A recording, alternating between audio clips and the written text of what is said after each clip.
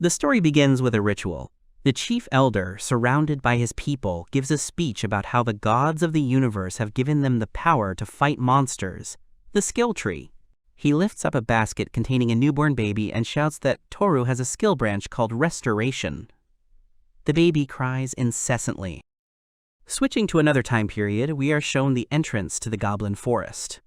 A man with dark hair and armor is hunting some kind of creature. In front of him stands a tree. He has a dagger in one hand and a long sword hanging from his belt. He swings this dagger at the unknown creature, and after several attempts, finally hits the core and tears the entity apart. He takes out the dagger and sees that the blade of the knife has become deformed.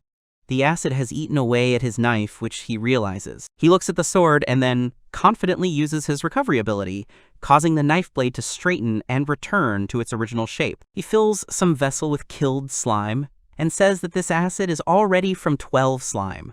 Suddenly someone calls him to wait behind. The man turns around and sees an animal with whiskers and sharp teeth dying right before his eyes.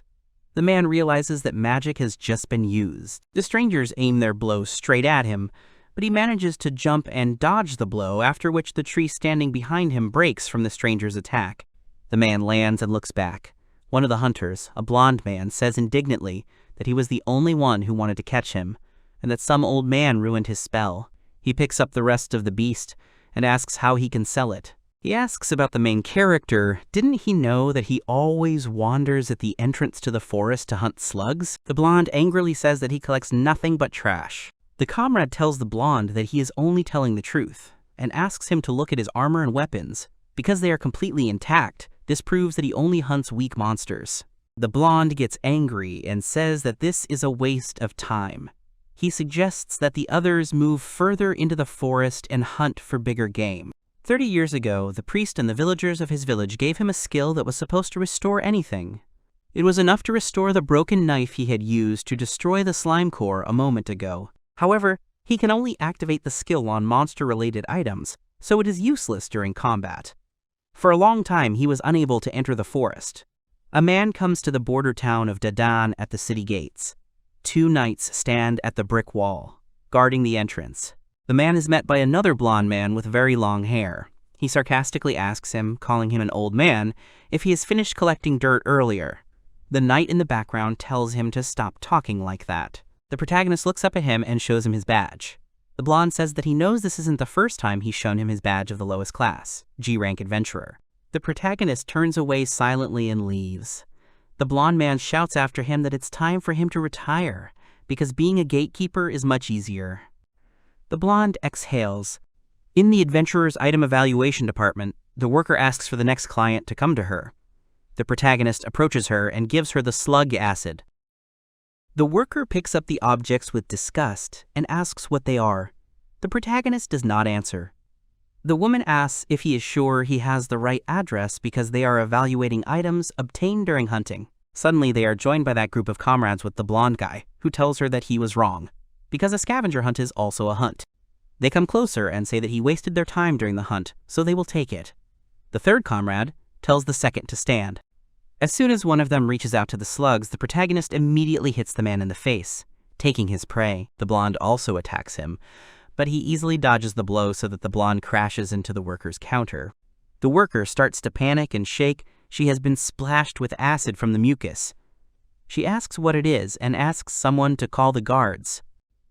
Another polite worker approaches them, calls the first one Marika, and asks if she did it again. She turns her head and thanks the main character for everything, calling him Toru. The woman scolds Marika that even though she said the liquid was safe, she said to be careful. Marika says it's not her fault. The guards take those comrades. Toru takes the slimes. Enna tells Marika that she will clean up here. Suddenly all the slime gathers into a heap in the atmosphere and flies back into its shell, surprising Marika. Enna tells him that 1 mole horn and 15 forest slugs will cost 95 copper coins. She gives them to him, and he leaves with a bag of money. Toru comes to the butcher's shop. The vendor greets him and sees the slaughtered animal. Toru says nothing. The butcher picks up the animal and says that it will make it easier for him to skin it. He asks if he will take half of the meat for himself, and the butcher buys the other half. After a while, the butcher hands him something wrapped up, saying it's for him.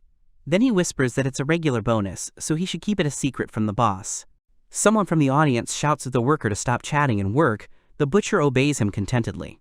Toru goes around the corner with a bag of meat at night and sits down. He opens the bag of entrails, and stray cats come out to the smell. The cats approach the food and begin to eat. Toru pats their heads with a satisfied face. Then he notices something in the shadows, the eyes of an animal. He feels a little sad that the third one still doesn't come to him. Then he stands up and says that he never eats while Toru is around, so he better go. He gathers up the rest of the bag and leaves. A third animal slowly emerges from the shadows. Toru arrives at Avril's boarding house. A woman with elf ears comes out to her. Toru hands over a package and says that it is horned mole meat. It's Avril's landlord. She thanks him and says it will probably come in handy. Her face is soft and calm, wishing him well. Toru comes to his room and lies down on his bed. He closes his eyes and begins to think that today was no different from any other day. In his opinion, tomorrow will be no different. He opens his eyes and looks closely at the closet. Then he picks up his badge and checks his skill points for today. He is surprised and stands up abruptly, seeing that he already has enough control points. He turns his head towards the closet. He looks at the closet confidently and defiantly, walks up to it and opens its doors. In the closet stands a soulless girl with long hair and a dress. This huge doll does not speak and continues to look at him. Toru looks at her with regret and remembers the events that happened 25 years ago. The followers of the gods of destruction at that time crawled out of the great abyss at the center of the world and attacked his village. They actively devoured the villagers, one after another. They had almost reached it. The hidden passage to the main road was ahead. Suddenly, a beast attacked them, but Toru jerked away and was able to kill it. While he was rejoicing over this, another monster appeared behind him. The girl excitedly screams his name. She runs up to him and takes the monster's blow to protect Toru. The boy turns to her and sees her shaking and covered in blood. The old man clicks his tongue and uses his ability to stop time. Everything freezes. The old man turns to Toru and says that he has stopped their time and that he must take her with him. Toru trembles and holds back tears. The old man shouts to him that she is still alive. After these words, hope appears in his eyes. They go to the Temple of Healing. The healer says that this is terrible, and that even the power of the water god Uriel cannot heal her while the stop skill is active. He adds that if it is cancelled, she will die at that very moment. Toru gets angry and gives up on the idea. The old man says that there may be only one way to save her. Toru asks him to tell him what it is. Grandpa says that his recovery skill can save her. Toru didn't expect that. He looks at him in shock. Then he yells at him that it's impossible and that he can only turn back time 10 seconds. And besides, his skill doesn't work on living beings. The old man says that if he raises his level, everything will be different. Toru looks at his grandfather with interest.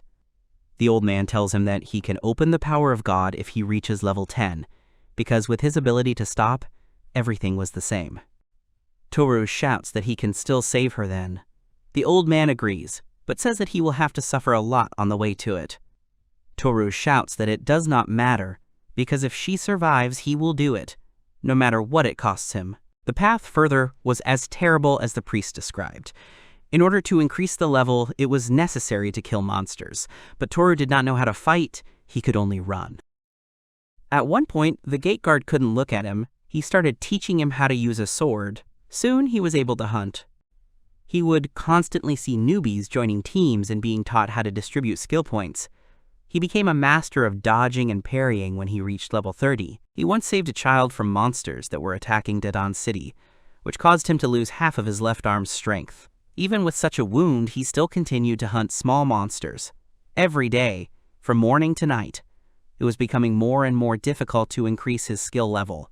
But even this did not guarantee that his wish would come true. But Toru refused to give in. Returning from his memories, he reaches out his hand to the girl. Then he removes his hand, sits down on the bed, and says that first he needs to level up. Every person has an innate tree skill. A person can perform various miracles with the skill contained in the branches. In his head, he takes a vessel of skill points full of 10,000 units and pours it all onto the tree.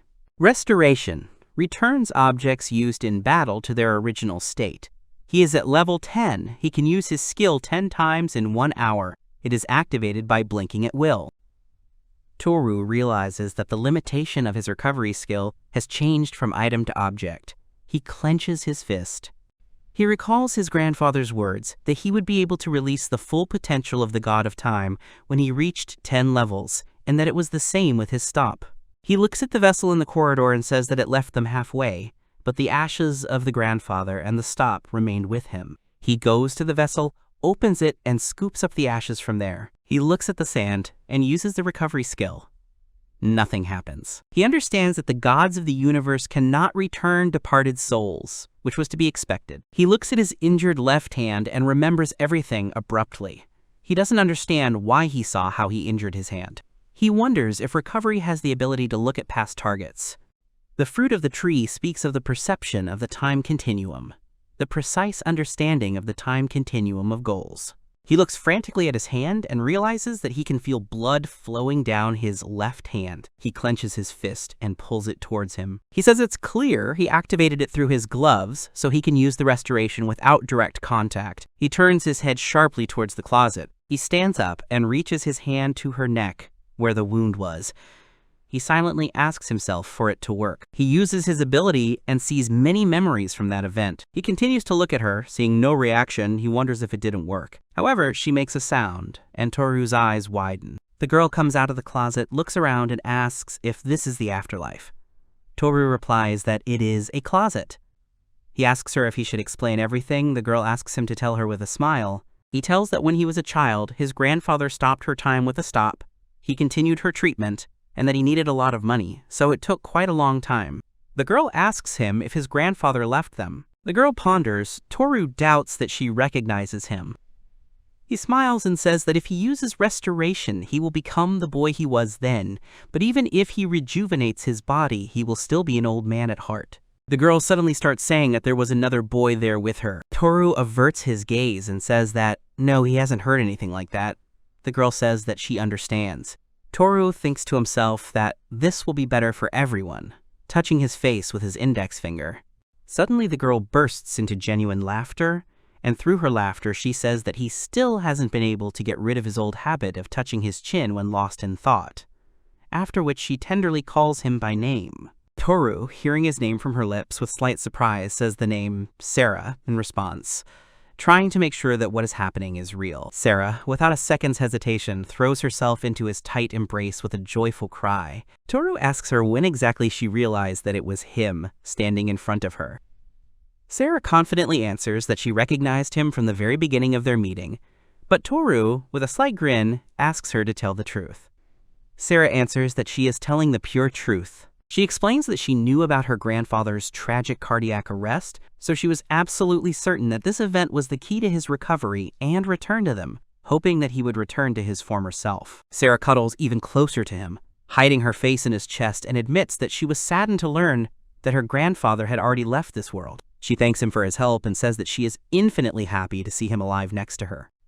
Toru, feeling her trembling, gently strokes her head, like a little girl, and with a warm smile on his face, says that he is also very happy to see her, and thanks Sarah for being able to survive in this difficult world. Sarah, unable to hold back her tears, says that in theory she should be older than him, but is surprised to realize that he has long outgrown her.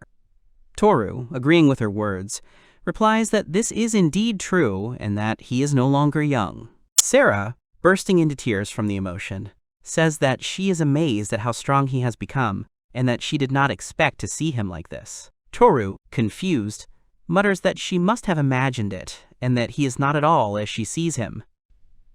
Gently stroking her head, trying to calm her down and distract her from sad thoughts, Toru asks if she is hungry, offering her a snack. In response, Sarah says nothing, only continues to quietly snore, burying her face in his chest. Toru, full of love, tenderness, and care, looks at her with warmth, ready to support and comfort her at any moment. Morning comes in the boarding house of Uriel. The sun rises, the birds sing. Sarah sits next to the sofa where Toru lies and sleeps soundly. She looks at Toru curiously and waits for him to wake up. Toru opens his eyes and stands up, pulling Sarah towards him by the chin. The girl is surprised. Sarah automatically closes her eyes and waits with trepidation for something to happen. But Toru interrupts and says that she seems to be okay. Sarah pulls away from him and tells him that the landlady said breakfast was ready. Toru says that's how she met her before he introduced them. Sarah doesn't answer and yells to Uriel that Toru is awake. Toru gets up and goes down to breakfast. Sarah at the table says that she is eating for the first time in 25 years. Toru looks at her with indignation, and Uriel smiles and tells Sarah that she says amazing things. Toru apologizes to the landlady for bringing someone so suddenly. Uriel replies that it's okay because they both have to bother each other sometimes, and as a former adventurer, she's happy to support the newcomer. Toru looks at Sarah, who is eating her breakfast with gusto. She asks Uriel if she can become an adventurer. Toru sharply replies that she can't even imagine how hard it is. Sarah, with a wide smile and confidence, answers him that this is why she wants to help Thor. Silence falls. Thor does not answer anything. Sarah changes the subject and asks what kind of meat it is. She admires that it is so tasty. Uriel says that she is glad that she liked everything. Toru, meanwhile, reflects that he was trying to protect Sora from the trauma of the massacre that happened in their village. Then he wonders if he's just getting old, since everything is new to Sarah now. He watches Sarah happily interact with her new landlady.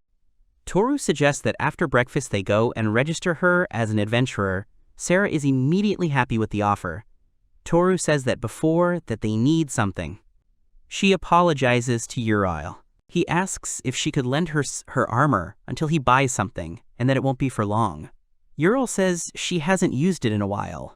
She asks her if she minds. Sarah happily says she will take care of it. Uriel arrives with the armor and says that, as expected, the robe has turned yellow and the breastplate is moldy and rusty. She asks again if she really doesn't mind. Sarah happily thanks her, and Toru reaches out to her clothes and uses his recovery skill. Various memories pop up in his head, along with these clothes. After that, the entire armor is restored and becomes new. Uriel is surprised and asks Thor what it was. Thor replies that it was his recovery skill. He apologizes to her if it surprised her. Sarah puts on the armor, Thor admires it, and Uriel tells her that it suits her, as if it was originally made for Sarah. In the end, Toru and Sarah leave the house calmly. In a city full of people busy with their own affairs, Toru and Sarah walk calmly. She looks at all the stalls and asks if today is the festival. Toru tells her to calm down, because there are many people living in this old border town. The stalls are open every day. In the center of the world, a huge depression called the Black Hole appeared. The vapors rising from there covered the earth like a veil and created monsters. This land was called defiled because of the monsters and the impossibility of human life. The city was a buffer, protecting people from being taken over by the abyss. Toru explains that a long time ago, an army of monsters was here, but they were defeated, and those who took part in that battle gained experience. Sarah asks why there are so few adventurers here. Toru tells her that he came here to see the local adventurers. Then he stops abruptly and tells her that she can go from here alone. She turns around and asks worriedly why he is not going with her. Toru tells her not to worry, because he will be watching so that his acquaintances do not become suspicious. Sarah thinks for just a second. Then the girl immediately sits down on the ground and groans in pain, saying that her stomach hurts a lot. Then she says that she thinks she will feel better if he takes her to that building. Toru looks at Sarah. Passersby turn to look at Sarah with surprise and confusion. Toru exhales and says that only this time he will rejuvenate himself, and that around 25 years should be fine. Sarah yells at him to wait, and that he doesn't need to change his appearance. Toru says that the people around him don't think much of him, and if she's with him, nothing good will happen to her either. Sarah asks if he did something wrong. He replies that the point is that at his age, an old man like him is still a low-ranking adventurer, and that is not something to be proud of. Sarah indignantly shouts at him that she is proud of him. She quickly rattles off that she asked the landlady how hard it is to be an adventurer. Toru continues to look at her, and she says that a normal person wouldn't be able to last 25 years, and that if she were him, she would have given up already. Toru asks if it's, even though he's such an old man. Sarah says he's a cool old man, so it's okay for her. Sarah takes his hand and pulls him along. They are standing by the board with an announcement that sorcerers are needed. A squad of 3 E-rank warriors. Someone urgently needs a water mage of D rank and above. They ask someone to respond within 2 days. Sarah asks him what it is.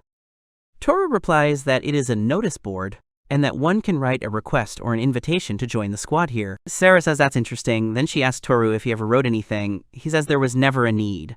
They are met by the same trio with the blonde at the head looking at Sarah with interest. Sarah and Toru approach the worker. She recognizes Toru and asks if he's really back so quickly.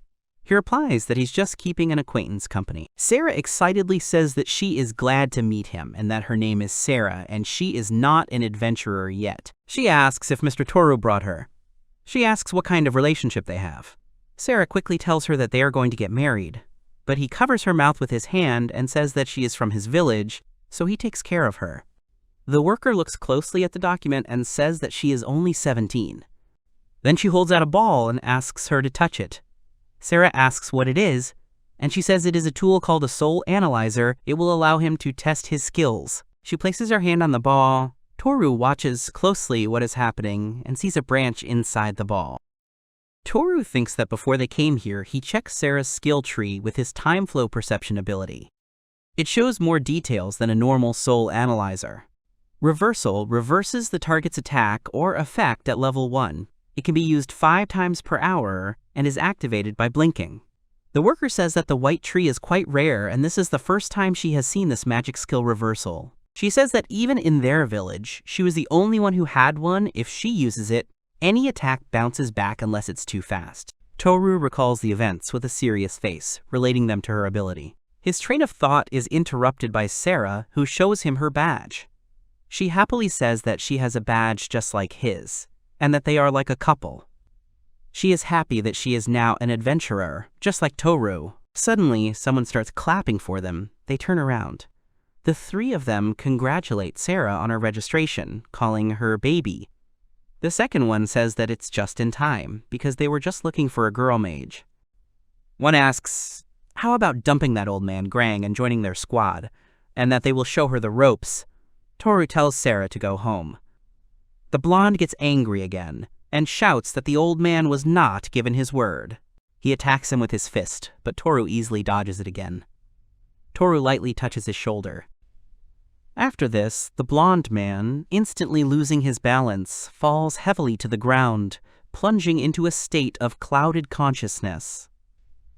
The people around him, panicking from what they saw, begin to scream loudly, asking what exactly Toru had just done. Toru, without stopping, repeats his actions and in the same way touches 2 more people who recoiled from him. The boys also fall sharply to the ground. Sarah, watching what is happening, looks at him with obvious delight and admiration, and Toru, turning to her, explains that he returned them to the state of strong alcoholic intoxication in which they were previously. They leave this place, and on the way, Toru, turning to Sarah, asks if she sincerely does not object to everything that is happening, considering that in the future there will be more such situations, and besides, she will have to fight dangerous monsters.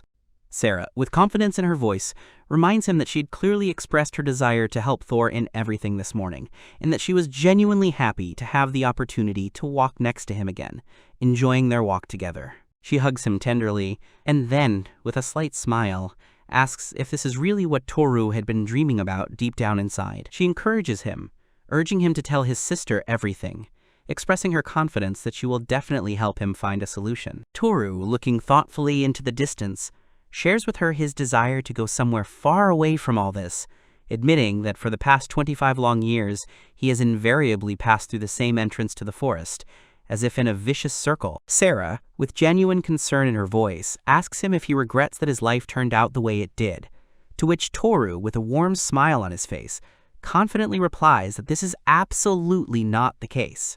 He, with genuine enthusiasm and a smile, tells her that he still wants to continue his path as an adventurer, full of surprises and new discoveries. Sarah extends her hand and invites him to be adventurers together.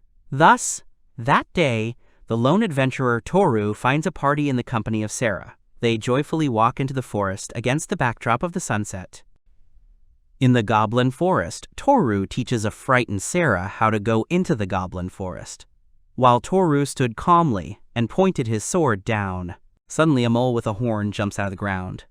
Sarah sees all this and points her stick at the monster. Toru hits the mole with one blow, but the animal does not die. It burrows into the ground again. Sarah asks if it has escaped. Toru says, not yet, next time, if she is ready.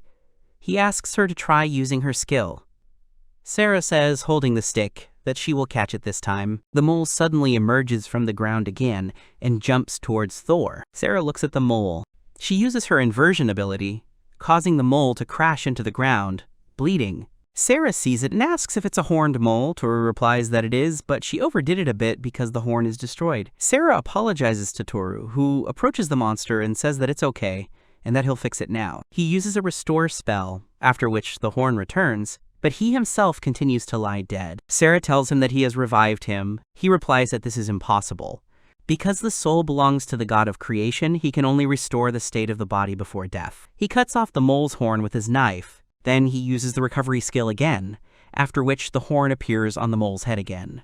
Sarah understands and says that he does it cleverly. He continues to use the ability and multiply the horns. Toru says that their family has grown, so he needs to add at least a little to his income. Sarah is happy that Toru called her family. They leave together. Sarah says that she was actually surprised that Toru dodged so quickly. He says that he restores his body in different points of space. The more practice, the better he can move. Sarah guesses and says that's why he touched himself here and there today. Toru puts his hand on her face. Sarah blushes and doesn't understand why he's doing this. At this time, Toru looks at her ability tree and sees the spatial perception skill. She can analyze the target space in detail. As he thought, Sora's ability to detect the horned mole's movements was too good, so it was her skill. A skill of perceiving space, unlike his perception of the time continuum. At this time, Sarah stands with her face ready for a kiss, but then Toru simply turns away and leaves. Sarah asks indignantly if that's all. Toru turns and asks what she's talking about. Sarah walks past him, offended. Toru thinks to himself that when he hunted alone, it took him 20 minutes, but now the fight only lasts 3 minutes. He looks around and says out loud that it seems like they can go further into the forest, faster than he thought. They are sitting in a hollow tree. There is food in front of them. Sarah is happy that it is meat. She bites meat with great appetite and eagerly. In a split second, her expression changes, and she screams that he is salty, causing the other animals in the forest to turn around. She quickly grabs a bottle of water and drinks it greedily. Toru looks at her out-of-breath face with warmth and a smile. He says that first you have to cut the dried meat into thin slices with a knife, then wrap it around the cheese and cracker, and then eat it. He does all this. Sarah indignantly says that you should have warned her. Sarah tries it and says it's delicious. Toru asks her if she noticed anything on their way here. She replies that she was surprised at how easy it was, and that there is good visibility along the way. She also notes that the ivy and branches are cut back, meaning they are getting enough sunlight. Toru says she noticed, and that's great. He explains that the Goblin forest adjacent to the city was declared a logging zone, and over time they created safe routes, trimmed the trees, and chased away all the animals. He says that there is now a beaten track leading to the very middle of the forest, to the logging sites, which are famous for their good timber. Sarah asks if they are forest orderlies then. Toru says that he would assume that they are pest exterminators. Toru asks her how many experience points she thinks she got in her water jug. She says she killed 3 monsters, so that's 3. Toru says it's only 1 point because they killed the mole and the bird together, so they didn't get any points for them. He explains that experience is divided by the number of participants in the battle and rounded down, so she only got experience for the slime she killed before dinner. He asks if she thinks life is hard. Sarah, meanwhile, thinks that Toru has been an adventurer for 25 hard years for her. She hugs him sharply and shouts that he is so cool. Toru smiles and says that's why he wants to go deeper into the forest today. She agrees. Toru suggests that once their skills wear off, he wants to look for the goblins that gave this forest its name. They walk through a forest full of greenery and old trees. Suddenly they start to hear something. Toru warns her that goblins always hunt in groups of 2 to 3 to surround their prey, so she should not let her guard down. She obeys. A goblin comes out of nowhere and growls at them. The next second he attacks him with his stick. Another one comes out of the bushes below, and another one jumps out of the tree. They head straight at them with aggression. Toru easily dodges their attacks and immediately strikes back.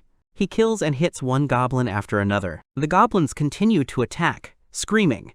He takes away one's eye. The other dodges his blow with a jump. The hero fights actively. Then Sarah enters the battle and kills this goblin. Sarah exhales and looks at the goblin corpses. She notes that they are very ugly up close.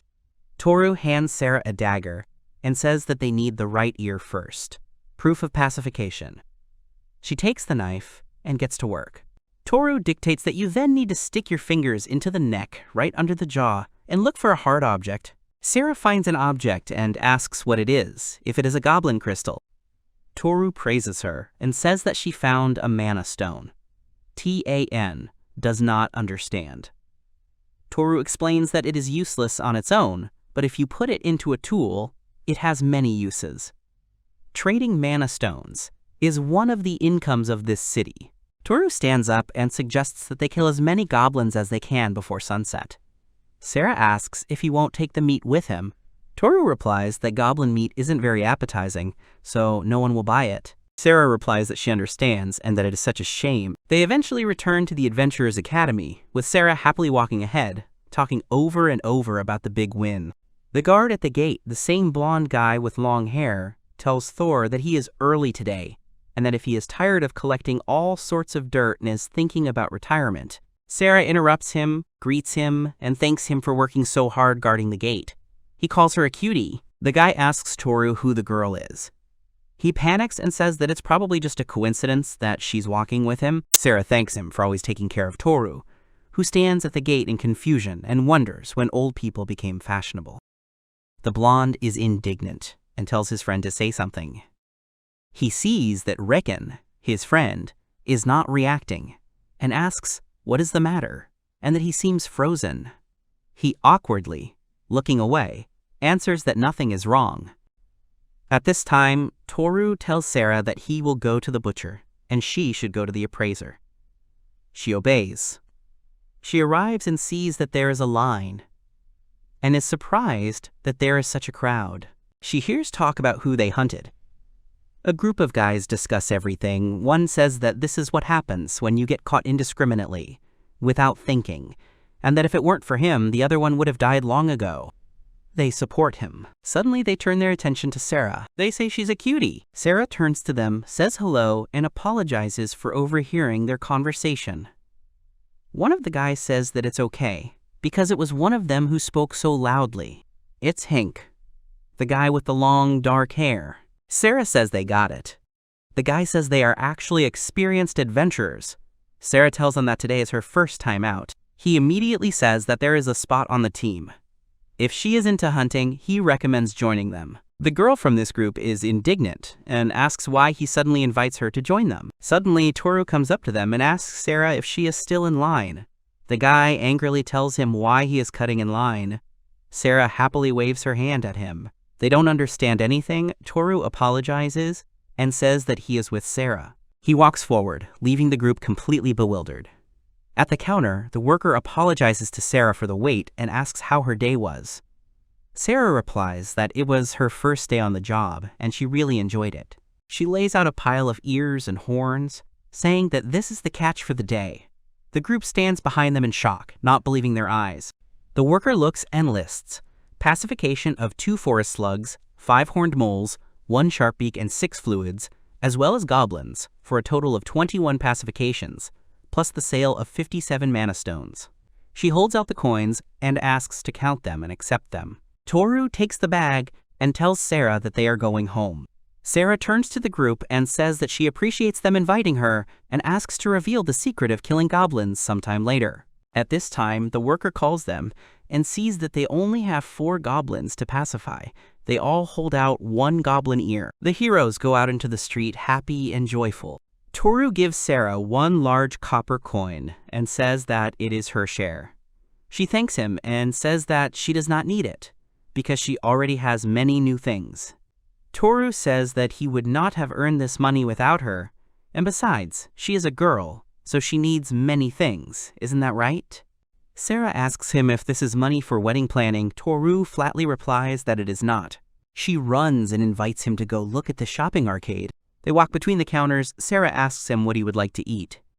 She walks along and stops at a skewered razor bill and asks how about it. The vendor says it comes with honey sauce and that it's delicious. Sarah shouts that it looks delicious, so she wants to try it. She bought 3 pieces, which surprises Toru.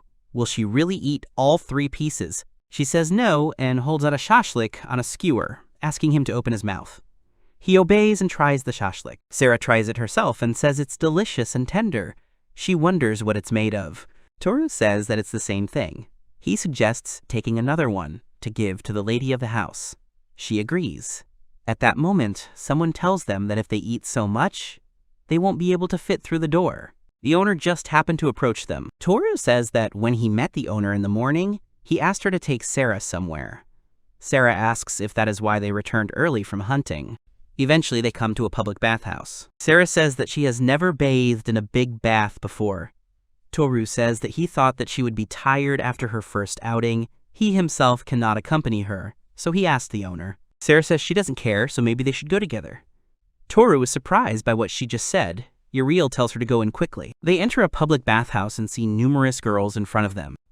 Uriel accompanies and says that the bathroom is in a certain place. Sarah runs towards her with her towel. They sit together in the hot bath. Sarah says how nice it is. In another room, Toru hears Uriel's voice telling Sarah that she can't swim here. Toru smiles. After a while, they come out, first Thor, followed by Uriel and Sarah. Sarah thanks him for waiting. Sarah says that the sauna is absolutely amazing and that it was her first time there.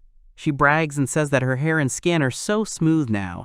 Toru says that she is so beautiful that he didn't recognize her right away. Then Uriel asks him to step aside for a minute to talk. Uriel says that it seems that Sarah only has 1 set of clothes. They end up at the store. The female worker is surprised to see Miss Uriel and asks what they are picking up today.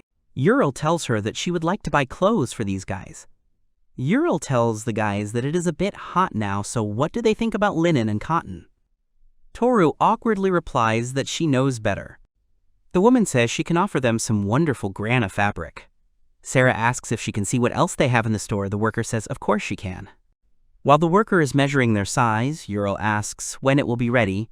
She replies that she is not very busy now, so tomorrow for the young man, and in 3 days for the lady. Sarah is walking around the store and sits up abruptly when she notices something.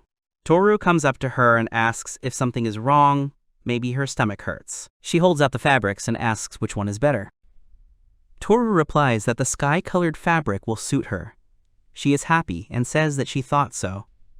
She approaches the worker and asks if she can buy this fabric for this money, showing the bag.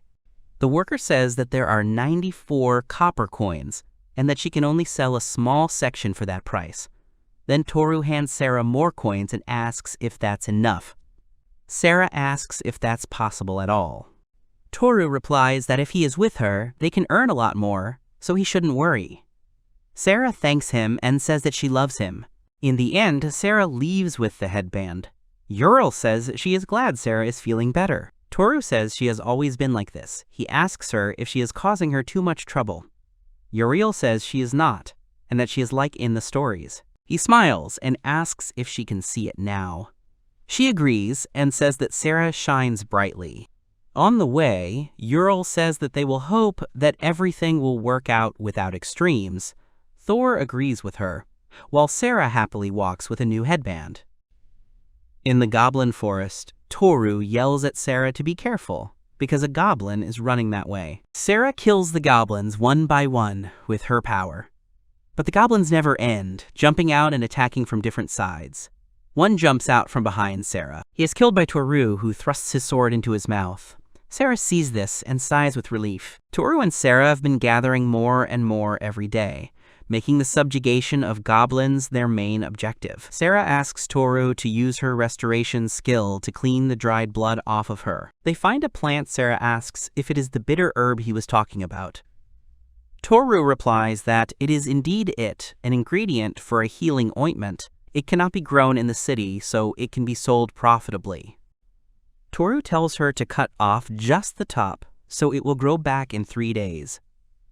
Sarah is surprised and says that this means it can be picked many times, if you remember where it grows.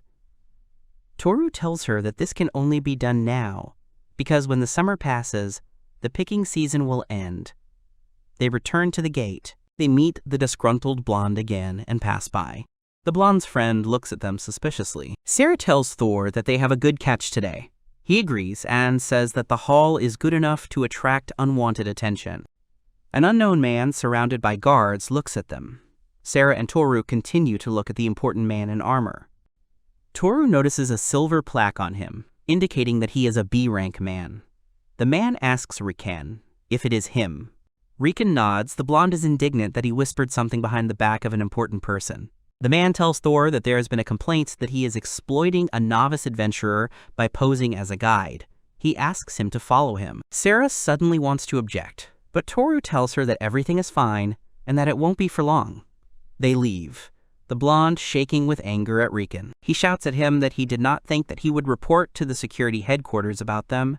He continues to speak to him in a disrespectful manner. Riken tells Carlos that he was in charge when he was an adventurer, but in this job he is a superior in rank, so Carlos must respect the chain of command. He asks if he really wants him to respect the one who reported his comrade. Riken looks away and says that he was clearly in violation, so what's wrong with the gatekeeper reporting him, and that he's after dirt, so Thor should know his place. Carlos starts to boil with anger. He hits Riken in the chest and screams that this guy, unlike them, has worked hard all his life. Riken looks down and sees that Carlos has no hand at all. Carlos screams that he really wants to interfere with him because of his envy. Then, in conclusion, Carlos angrily shouts at him that no matter how he looks at it, the only terrible person here is he, Riken. Riken tells him that Carlos himself always told him that it was time for Toru to retire. Carlos continues to shout that of course he says that, but Toru is as stubborn as a mule, so he will never retire. Riken says it's weird. Why is Carlos suddenly so protective of him? He looks away and says it's none of his business. Carlos remembers hunting together, Toru teaching him when he was a novice adventurer, and didn't know anything. He tells Riken that he can't even believe that Rank B was involved in this matter. Did they really go crazy at headquarters? Sarah and Toru, along with the guards, approach a special place. Sarah asks what it is. She is not answered. She directly asks Toru what it is. He answers that it is an emulator structure, which is supported by built-in mana stones. Sarah asks in surprise if this is a training ground. The protagonist adds that both magic and traditional martial arts skills are blocked here if her opponents are not monsters, but even with monsters, only newly acquired skills can be used. The B-rank seeker takes up a sword. Toru asks him if he can listen to him first. Toru explains that he and the girl are partners because they are from the same village, so he is going to train her, not use her. The man says that if he really helps him, then the two of them can go out and fight him and prove their worth. Toru sighs. He says he doesn't want to dull his sword, so can he take the training one too? He tells him to do what he wants. Toru goes to the swords and picks one on top of the other, saying that won't do. He starts getting angry and asks how many more can he go through, let him figure it out quickly. Toru says that there isn't a single decent one here. He asks to look at the sword that his opponent took. He starts to get angry and think to himself that Toru is a completely incompetent worm, so why is he pretending to be like that here? Toru takes his sword in his hands, he examines it and says that this one is still okay. He even grinds his teeth in anger. In the end, they stand in front of each other. The judges tell him to come together. The enemy immediately takes a comfortable position for attack and is ready for battle. One says that he immediately raised the fighting spirit to full at the very beginning of the battle. The second says that Sir Russell's Battle Guardian feature was granted by the god of fire Raphaelite. Russell thinks to himself that Toru will fall with one blow from him. Toru tells Sarah to watch closely what is happening, and she immediately replies with a smile that she is watching him. Russell wonders if Toru is going to fight him, a B-rank, one-on-one. He yells at Toru that he is a low ranker and swings his sword, but nothing happens. Here he realizes that he can't use his martial arts. Here, Toru doesn't miss the opportunity and attacks him. He loses his vigilance and suddenly receives a blow to the stomach with a sword. Russell lands on his knees, breathing heavily. The guards scream in shock. Toru holds out his sword to his neck and says that they will go then. He stands up and tells Sarah to come with him. Suddenly, Russell feels his fighting spirit return. He immediately calls down a fire strike towards them. Toru suddenly shouts Sora's name. The barrier is triggered, the fire goes back to Russell. He groans in pain and falls on his back because he is burning in his own fire. The guards run to him and in a panic ask the others to bring water. On the way, Sarah looks back once. Later, when they were eating shashlik at the table, Sarah asked him what he had done. He raised his head. Sarah says that when Russell picked up the sword, he looked surprised. She asks if it was because he couldn't ignite the sword. She adds that Toru also disliked him. She had never seen him make a fool of anyone. Toru reveals that, in truth, when he handed over the wooden sword, he restored his skill tree through it. Sarah is surprised, asking if he can really do that. It's amazing, in her opinion. When Toru saw Sarah's ability tree, it occurred to him to redesign his own skill tree. If one can see the past, then the skill tree can also be denied by restoration.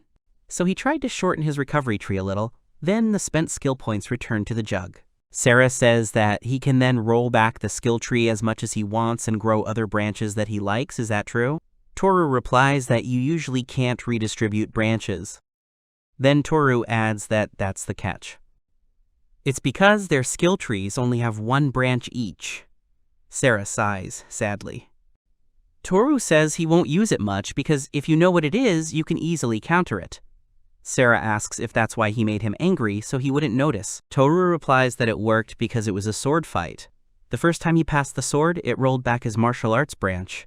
At the end, when it touched his shoulder, it restored everything back. They walk home. On the way, Sarah asks him what he will do if they come again. He replies that the violation was far-fetched. Someone was jealous of them because of the loot, but if they slow down, they won't be touched for now. He says that the adventuring world revolves around ability, so if everyone knows a person is strong, fewer people will cross their path. Sarah worries that if everyone knows he is so strong, women will hunt him, so she asks him to stop. At this time, Toru is thinking about his own things, and says that he seems to have guessed who sent Rank B after them. He says it's very problematic, but he'll have to talk to them soon. Sarah gets worried and asks if it's a woman. He says it's not. Toru walks alone down the street, while the rest of the townspeople are enjoying their time. He passes people who are eagerly playing musical instruments. He is in the spacious tavern, Choi's Diner. He enters through one door. He is greeted very warmly by one man. Inside, there are other important and beautifully dressed people. Two men, arguing enthusiastically with each other. And the woman turns her attention to him. There is a young man next to her. This prince says that they haven't seen each other for a long time, asks what wind brought him here. The second one also says with a smile how many years, how many winters have passed since their last meeting. He sits down and says that it's true that they haven't seen each other for a long time. He asks one of them how she's doing, and that she, as always, looks so wonderful that he doesn't even know what to look at. A man named Strasia from Rank A, who is a member of the group Platinum Flame, is indignant that he, as always, ignores him and always hits on the second one, like a real heartthrob. Toru says that they are in the Platinum Flame and they spend time in this dive anyway. Strasia says that he doesn't have to emphasize it because it's impolite. They are only close because they studied under the same teacher. The girl's name is Nanessa. She has a scar on her neck from a burn. Toru orders country-style potatoes and sausages. The waiter immediately takes the order and brings the food. Toru tries it all and says that everything is delicious, as always. The waiter smiles at him. The old man with the beard continues to argue and shout at the other man that this is why, as he said, he won't last long using this method. Strasia says that the teacher seems to be in a bad mood. Dadan is the head of the Adventurers Bureau of the border town. He says that one must manage finances wisely and start multiplying with average amounts, otherwise he will do the same as any fool from the neighboring village. Sako, the deputy head of the Adventurers Bureau of the border town, asks the teacher what he will do with such funding, since they are required to deduct 30% for the maintenance of the army alone. Dadan takes a sip from his mug and says that he knows they have no money. Even the repair of the outer wall will not last long. Sako says that he has no money either. If the strategy works, then there will be prospects for many expensive orders. Toru asks the other two what strategy he is talking about. Strasia replies that he means that it is time to shine a shining light on the fallen ruins. Toru asks Nanessa if she can translate this into human language. She says that the essence of the strategy is to capture the northern region of Basalia, which fell last year, and this is planned for tomorrow. Toru says that's why the bureau was so crowded this morning with A and B ranks. They must have been called up.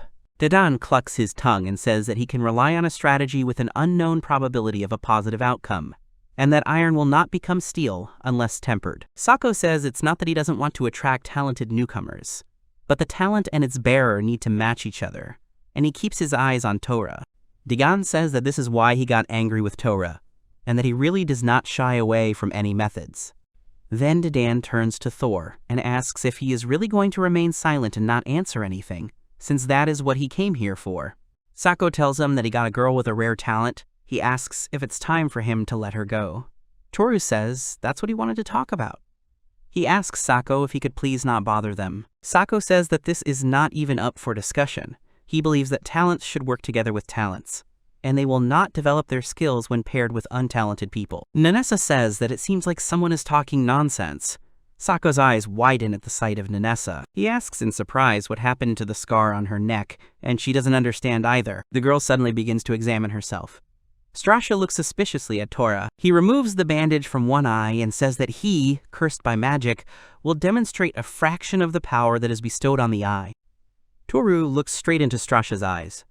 Then he immediately says, asking for forgiveness, that it was his doing. Strasha laughs and says that he gave in so quickly, and that there was no resistance. Nanessa asks Strasha to slow down. Nanessa asks him what he meant. He says that he simply restored it to this level. If she doesn't like it, he will return everything to how it was. Nanessa says with a smile that no need, she doesn't even know how to thank him. Sako says he understands that he can heal an old wound. He asks what else he can do. Toru replies that he can do all sorts of things. Sako tells Dadan that maybe it's time for him to retire. He's already quite old. Isn't he afraid of overworking himself? Dadan indignantly shouts, what is he talking about? As long as his eyes are purple, he won't get a position as a boss. Toru orders a portion of turnips with tenderloin and a drink. The waiter obeys him. Dada tells him why he is so frivolous. They are actually discussing something important here. Suddenly, the plate is filled with food again. Everyone looks at it in shock. Sako says he understands that all depends on how exactly you use the skill. He apologizes for his disdainful attitude. Then Dadan notices something and shouts, what is going on here? What does he have to do with it? Nanessa says that something is happening to his head. He panics and asks what is wrong with it.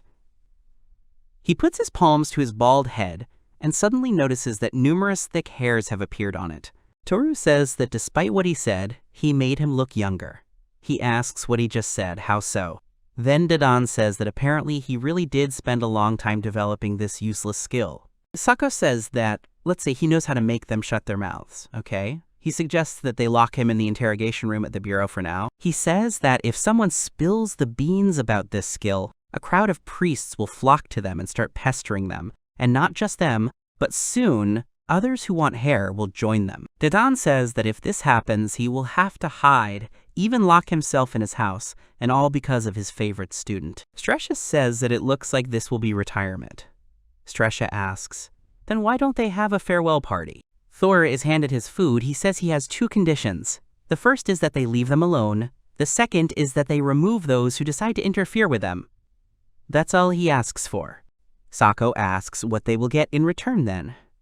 Toku first asks him to give him time to think. Then he says that if they give him 6 months, he will prove to them that he can achieve the same position as the two of them. Strasha smiles, anticipating something. Sako asks him if it is not too ambitious for a low rank. He says that if he gives him his partner, it is quite possible that he will be able to speed up their progress. Toru replies that he can't do that. Even with his connections and ability to push people, he can't cultivate talent. He adds that he's too gifted and everything comes easy to him, so he demands too much from others. He thinks to himself that, in reality, none of his people have risen to a rank in the last 10 years. Except for 2 of the Platinum Flame. He is talking about Nanessa and Strasha. Dadan laughs, saying that he will finally get a say. Sako says that, on the other hand, their director really likes being a retired adventurer, and so he created a trend of all adventurers retiring early. Dedan is indignant at his words. Toru tells them that he's not here to piss them off, he just wants to keep doing what he's always done. Dedan tells him that he is, as always, not particularly mercantile. He offers him resignation and that he can live with them. He replies that he does not want to resign, but he will consider it if he asks with all his heart. Dedan says that he probably still wants to be a field adventurer. He asks how long he plans to do this. Toru says that he wants to develop further. He says that one day he will reach the same heights as them. Toru thinks to himself that the ceiling of the great gates of the miasma of the underground labyrinth falls on these two, and that the best positions are occupied by the two people who saved the world. He is thinking about the honorary title of Great Hero. Strachia hugs Toru and says how much he likes these far-reaching plans, some of which he is not included in, which he emphasizes. He says that he will be looking forward to Toru. Dedan sees this and says that he should remain an adventurer as long as he can, and leave the rest to him, Sako thought, looking at what was happening around him. Sako muses, judging by the way Russell was knocked out, there's something fishy going on here.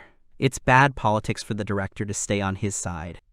Sako says he accepts the terms. He'll tell his subordinates to keep their hands to themselves. But despite all that, he should be relatively aware of his progress. Toru calmly says that he is glad that he accepted his conditions. He leaves the coin and gets up from his seat. He says that since the discussion is over, he asks to be allowed to leave. Dedan gets up and asks what he is doing. It is still a child's time.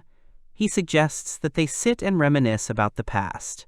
Toru simply leaves. The waiter asks him to come again with a smile, and Dedan remains indignant that he was not listened to. Sako asks Dedan if he is really going to let him go like that. Dedan says yes, because he has always been stubborn and has never listened to anyone. He asks if that is true, because he will not admit defeat. Sako says that is not what he means. He asks Dedan with interest whether they will even let him into the house with such hair. Toru and Sarah come to the worker with a cart. She looks and is amazed by their catch today, as many as 2 giant caterpillars. Toru tells her to sell one whole, split the other in half, sell half, and cut up the other. They come out with money and meat. Sarah says she is hungry. She suggests they go home early and fry the meat. Toru tells her not to rush so much because he wants to take her somewhere today. He says that they got a lot of meat and that they will definitely like it. They come to a dark corner. Toru places the meat on the floor and tells Sarah to watch. 2 cats run out. Sarah looks at them in surprise. Toru asks them for forgiveness for being late. Sarah asks if he was talking about these cats. He says yes, and that he often feeds them here but hasn't been here for a long time. Sarah starts petting the cat and says that she helped with hunting too. Toru tells her to leave him alone while he's eating, but the cat is crawling towards her with affection. Sarah is happy and tells Thor to look at his contented face. He is surprised. The second cat also cuddles up to Sarah. The girl asks if the cats are enjoying it. Toru thinks that he fed them for 6 months, so that they would get used to him. Sarah stands up and feels a strange feeling. He tells Thor that there is something interesting here, and that they are apparently being watched. He hears nothing. Then Sarah shouts at him to see what her catch is. He turns his head and sees that Sarah is holding a little girl in her arms. Toru is shocked. Sarah says that they are playing hide and seek. Is she really a local child? Toru wonders in surprise. Is this really the third one? The girl says that she shouldn't eat moo because it's not tasty. Sarah says that she won't eat it and asks about its name. Moo's stomach rumbles, and the child says that he heard something about it being tasty. He sees cats eating and rushes in on them. Moo catches Toru and lifts him up. He asks if he has been eating with the cats all this time. He twitches and says that it is his food. Toru asks about his parents. He is silent. Toru starts saying that there is not enough for all the homeless and that he is sorry. Sarah tugs at his arm with a pitiful look. He exhales and says that he will have to ask the owner's permission. Sarah tells Moo to come with her. Moo asks what they will do with him. Sarah asks if he doesn't want to eat something good. Sarah says her name and then introduces Toru. She says Moo can call her big sister. Moo learns their names, making a mistake in Toru's name. Moo says that he wants to eat, and he asks the child not to call him that. Finally, Toru, Sarah, Moo, and 2 other cats come home. The owner says that they have nice guests today, Toru says that they seem to have become attached to him. He asks permission to stay for a while and look after them here. The owner agrees and asks if she should heat up the bath for them. He replies that they would be very grateful. Mu asks where the food is then. Toru replies that he needs to be washed first. Mu asks if they really decided to eat him. Mu ends up being a girl. Sarah asks if they can't clean the dirt with Restore. Toru replies that he tried scanning her skill tree, but the result was 0. It seems she hasn't earned any points from monsters yet. Sarah says she'll try to be good. They start washing her. Mu laughs and yells that she's ticklish. Sarah asks her not to twitch. Toru says it's weird that she doesn't have lice or anything. Sarah says the cats didn't have fleas either. Toru sees scars on Mu's body and wonders what they are from. Sarah tells Mu that she has such cute purple eyes. Toru says that this is a characteristic of the Purple Eye tribe. He holds the lamp up to Mu and tells Sarah to look. Toru says that they are very good at finding their way in the dark. Sarah happily says that it is wonderful. Uriel hands Mu her old things and tells her she can have them if she wants, calling her Mumu. Sarah corrects her. Toru says that the Violet Eye tribe often uses repetition in their names, so that's also correct. He explains that boys use double letters in their names and girls use repeated syllables, so her real name must be something like Lelamumu or Mumuleli. He says that they have such a tradition because they consider the thunder god Jijiro as their patron. They try to create similar names, hoping to receive his blessing. Mu changes her clothes and asks Toru how she looks. Toru says that she was able to dress properly and that it suits her. They start eating. Sarah says that today she is so hungry from her righteous labors. They wish each other a pleasant appetite, and Mu impatiently asks if it is time to eat. They start eating. Mu takes a bite of meat and says it's delicious. Toru tells her to chew well and that no one will take her food away. Sarah agrees with Mu and says that it is simply delicious. The ham is the most delicious, in her opinion. She wanted to suggest taking something with her on the hunt tomorrow, but Toru tells her to chew properly, take her time, and drink water with her food. Sarah obeys and drinks the drink. Uriel thinks to himself that if only Thor could have met these children sooner. She notices something and asks Sarah if something is wrong. Sarah apologizes and says she just noticed, but her ears are longer than usual. Uriel says she is from the Ash Ear tribe. Sarah says she thought so, that she is from far away. Toru explains that the mistress's homeland is in the north, and that he heard that their ears have become longer to better hear on the plains of snow. Uriel says that this is not true, and that it is to better hear the teachings of the ice god Strigan. Toru apologizes. Uriel adds that this is what they are told. After all, they are often teased as gray rabbits. Uriel asks if Sarah knows much about other countries. Sarah apologizes and says that they grew up in a remote village. Uriel tells her that if she wants, she can teach her little by little. Sarah readily agrees and says that she would be very grateful. Uriel begins to tell that hundreds of years ago, a huge hole opened in the ground, and overnight, the country disappeared into it. From the great abyss, various monsters emerged, and the world turned into complete chaos. Long ago, there was a large country in the center of this continent. This country was technologically advanced, and its inhabitants lived a peaceful and prosperous life. The refugees scattered in all directions, settling in remote regions. Eventually, people blessed by the powers of the 6 great deities began to appear, and a population of the central region where people like Thor and Sarah live began to appear. The central region is under the protection of all 6 divine powers. Sarah says she was surprised when she saw people with horns or scales. She now understands where they come from. Toru says it's mainly because they rarely visit their village. Uriel asks Toru what his plans are for the future. Toru replies that at first he wanted to feed Mu and send her away, but he thinks he will look after her for a little while longer. He remembers that his teacher also had purple eyes. The night passed peacefully. Toru goes to the armorer Ram, who greets him joyfully, saying that he hasn't visited them for a long time, and is he really looking for something? Toru says he came to place an order. He asks if they are busy now. Mu and Sarah came with him. Ramu says that people usually don't take good care of their gear and then bring it in a tattered condition for repair. He punches Thor lightly in the chest and says that he takes excellent care of his things. Everything is in perfect condition. He wants to check if he really came to place an order. Toru says that he urgently needs a new pair of shoes. Ramu asks if this is an order for this child. Toru calls them and asks them to at least say hello, and that the owner of the store may look a little scary, but he knows his business. Sarah greets him and says that she is his future wife. Ramu wonders when he managed to get married and even have a child. Toru says that he is just looking after the daughter of a friend, and he only picked up the child yesterday. Ramu thinks and calls Mu a boy, saying that he will now take the measurement of his foot, so let him come to him. Sarah says that it is a girl. They take measurements. Ramu says he will make it so that there is a little room for growth. Will the boots fit them? Mu asks Toru what it's for. He says it's to keep her feet from getting dirty. Toru asks if it can make the soles of her feet soft like a cat's paw pads. Ramu says that this is his request. He will try using a soft material. Toru reminds that Ramu was grumbling about a coat that was cancelled, made of hippopotamus skin. Ramu says that he is talking about the coat that he did not sell. Ramu asks him sharply if he is going to drag this child along with him on his forays, but he doesn't answer. Ramu makes a hand gesture, saying he wants to talk outside. Mu follows suit and asks what he is doing. Is this a greeting?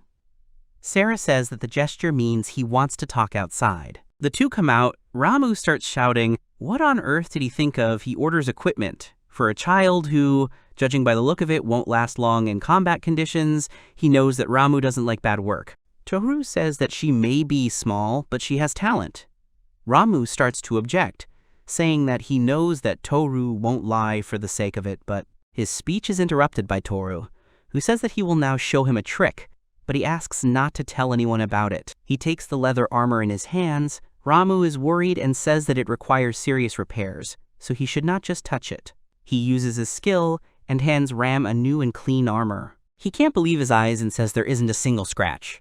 Ramu spreads his arms enthusiastically. Mu asks if this is also a sign of greeting. Sarah replies that it means he has given in to the argument. Ramu tells him that he doesn't understand anything. It's clear as day that it wasn't a trick, but the armor was in terrible condition. He asks what he did. Toru replies that this is his skill, and that he trained it and can now do something like this. Ramu asks if this is true. He rejoices and shouts that it finally happened, that he was finally able to do it. He quickly pats Toru on the back.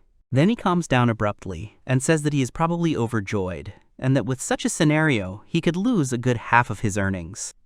Toru assures him that he is not going to compete with him, and that he will continue to adventure with them. He adds that this skill can be applied to humans as well, so he doesn't have to worry. Mu won't die that easily. He finally asks what he thinks and if he'll take the job. Ramu already confidently and contentedly says that then he will try to do something special for her. Toru picks up the other armor, swings his hand, and completely restores it. Ramu takes the armor in surprise and says that the damage to the hippopotamus skin armor has also disappeared. He asks to wait and asks what happened to the patch then. He understands that it is possible to fix the diverging seams, but how did he deal with the torn-out pieces? Toru says that such is his restoration skill that he can restore some of the lost material. He asks in surprise if that is really true. Toru starts talking about what if he could get dragon skin armor. Then he seriously says that no, it's not that scarce, but the skin of a white ferret, what does he think about it? Because it's also very valuable. Toru suddenly says that actually his recovery skill has a limit. He studied its capabilities by cutting the horn of a horned mole. Its limit is to restore 30% of what is missing. Sometimes even a small piece is difficult to recreate.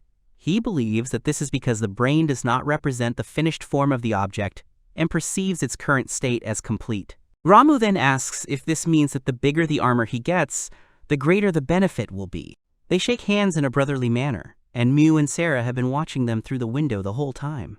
The group of 4 people are standing in the adventurer's bureau. The long-haired one asks Recall if he heard that the old man they encountered was actually something. Recall asks if that's true. The third one adds that he heard something like that too. There's a rumor that he even won Brang. The girl doesn't believe it and says that it sounds like a fairy tale. The guy says that the girl with him used some cool skill that no one knew about. Recall asks if it's that cutie. Suddenly their conversation is interrupted by Mu's scream, asking what kind of place this is. Everyone turns around. They see Toru coming in with a child.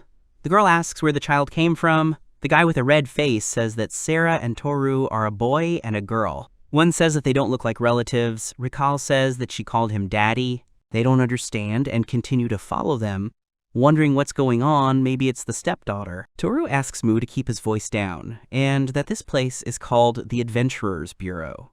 Mu repeats the name and says that the owner told her something like that. She asks if this is really his job. Sarah leans over and says that as her teacher, she will show her around. Mu points to the bulletin board and asks what it is. Sarah explains that it is a bulletin board, and that people write there what someone wants or suggestions to do something together. Mu immediately asks if she can write something on it. Sarah immediately agrees. Toru doesn't even have time to complain. Mu stands on his tiptoes, but still can't reach. Toru picks up the child and asks if it's comfortable. Mu happily draws 5 people on the board. They ask her what it is. She points to the biggest one and says it is Toru, and next to him is Mu holding his hand. Sarah points to the smaller ones and asks what it is.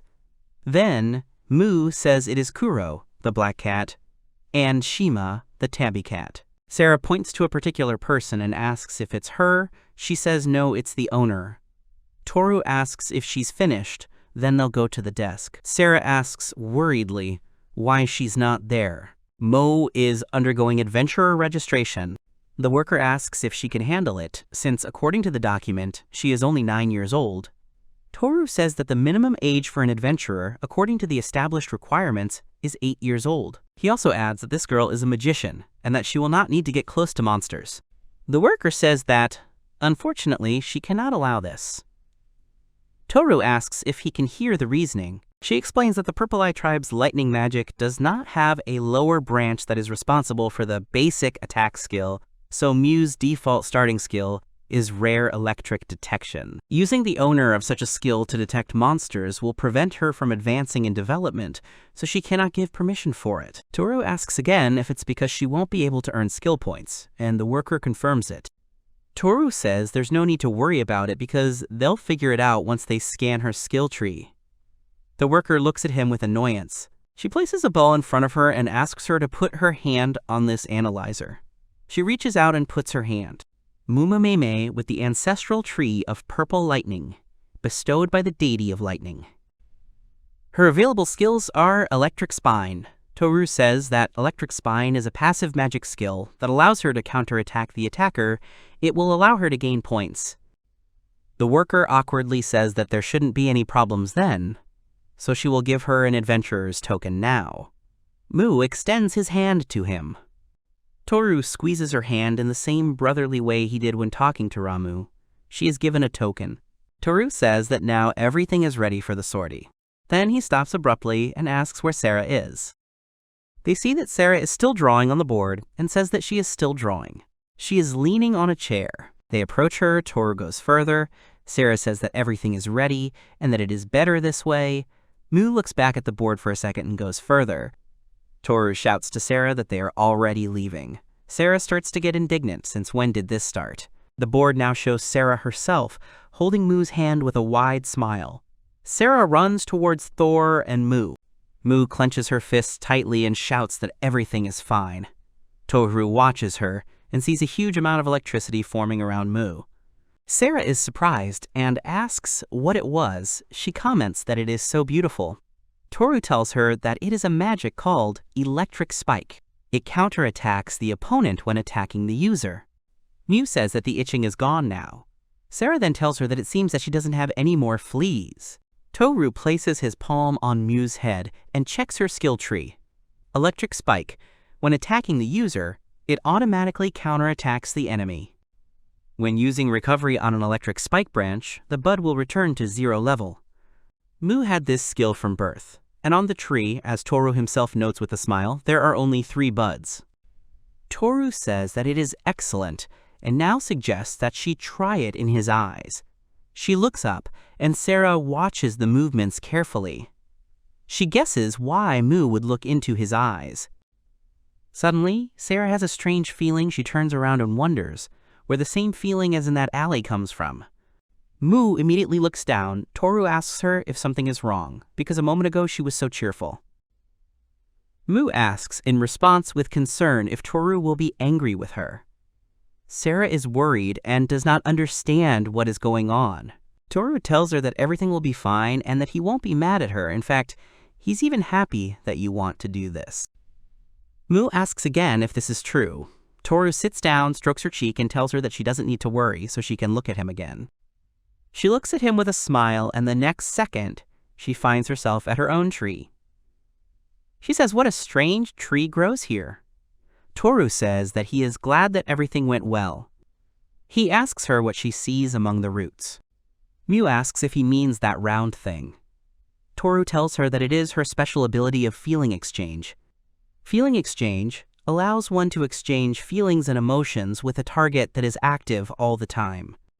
This ability has great effectiveness and works in the field of vision. Toru suggests that she most likely began living with cats because she was afraid of using this skill. It's hard to find someone who was born with a spiritual instrument. Those around her must have seen her as a child of evil. They return to the forest. Toru asks her if she is doing well. She doesn't answer and immediately hugs Toru, with a sleepy Sarah sitting in the background. Toru suggests trying again. He asks if she can see the 3 buds on the trunk, and she says she can. Toru explains that to raise the level of the middle bud, she must pour this vessel of water onto the roots. Mu obeys, picks up a large vessel of water, and pours it all onto the roots of the tree. Immediately after this, a branch begins to grow on the tree. Mu screams that something strange has grown, a branch in the shape of an arrow with a curved base. An electric radar shows the direction and distance to the enemies located nearby. Toru asks her if she will try to use it. She happily replies that of course she will. In the background, Sarah watches all this with interest. Mu clenches his fists, closes his eyes, and then when he opens them, numerous electric arrows fly in different directions, enveloping trees and flying past people. Mu shouts, pointing her finger somewhere, that she felt something in that direction. Toru listens to her and offers to take a look. Sarah doesn't understand and asks, asking to wait, what is happening, and why she can now use 2 skills. Toru turns around and puts his index finger in front of his mouth, asking him to be quiet. Sarah asks in a whisper if Mu really has 3 skill buds. Mu runs to the place and says that here it is. It is a slug crawling on a tree. Toru picks Mu up in his arms, giving him a knife. Toru tells her to aim at that spinning round cannonball. She must destroy it. Mu hits it and kills it. Toru praises her, saying that it is a good job. Mu asks if she did a good job. Toru replies that yes, it was just great. He comes to the conclusion that it is more convenient than he thought, especially for a limited skill. Sarah comes and pats Mu on the head, saying that she has dealt with him, but her little sister is not going to lose to her. Toru tells Mu that she is doing great, but the next step will be very difficult. Mu confidently says that there is no problem, and that she will definitely handle it. Toru says that's great then suggests that she go back to the tree and take a look. Toru tells Mu to try growing the top bud. This time, Mu happily obeys and pours a vessel of water onto the roots. The bud grows. This is a lightning needle, which increases the user's speed and agility. Toru asks her again if she wants to try. Mu is already preparing for it and summons a thunderstorm. Small lightning bolts came out of her body and stayed there. Sarah says it looks so painful. Is it really safe?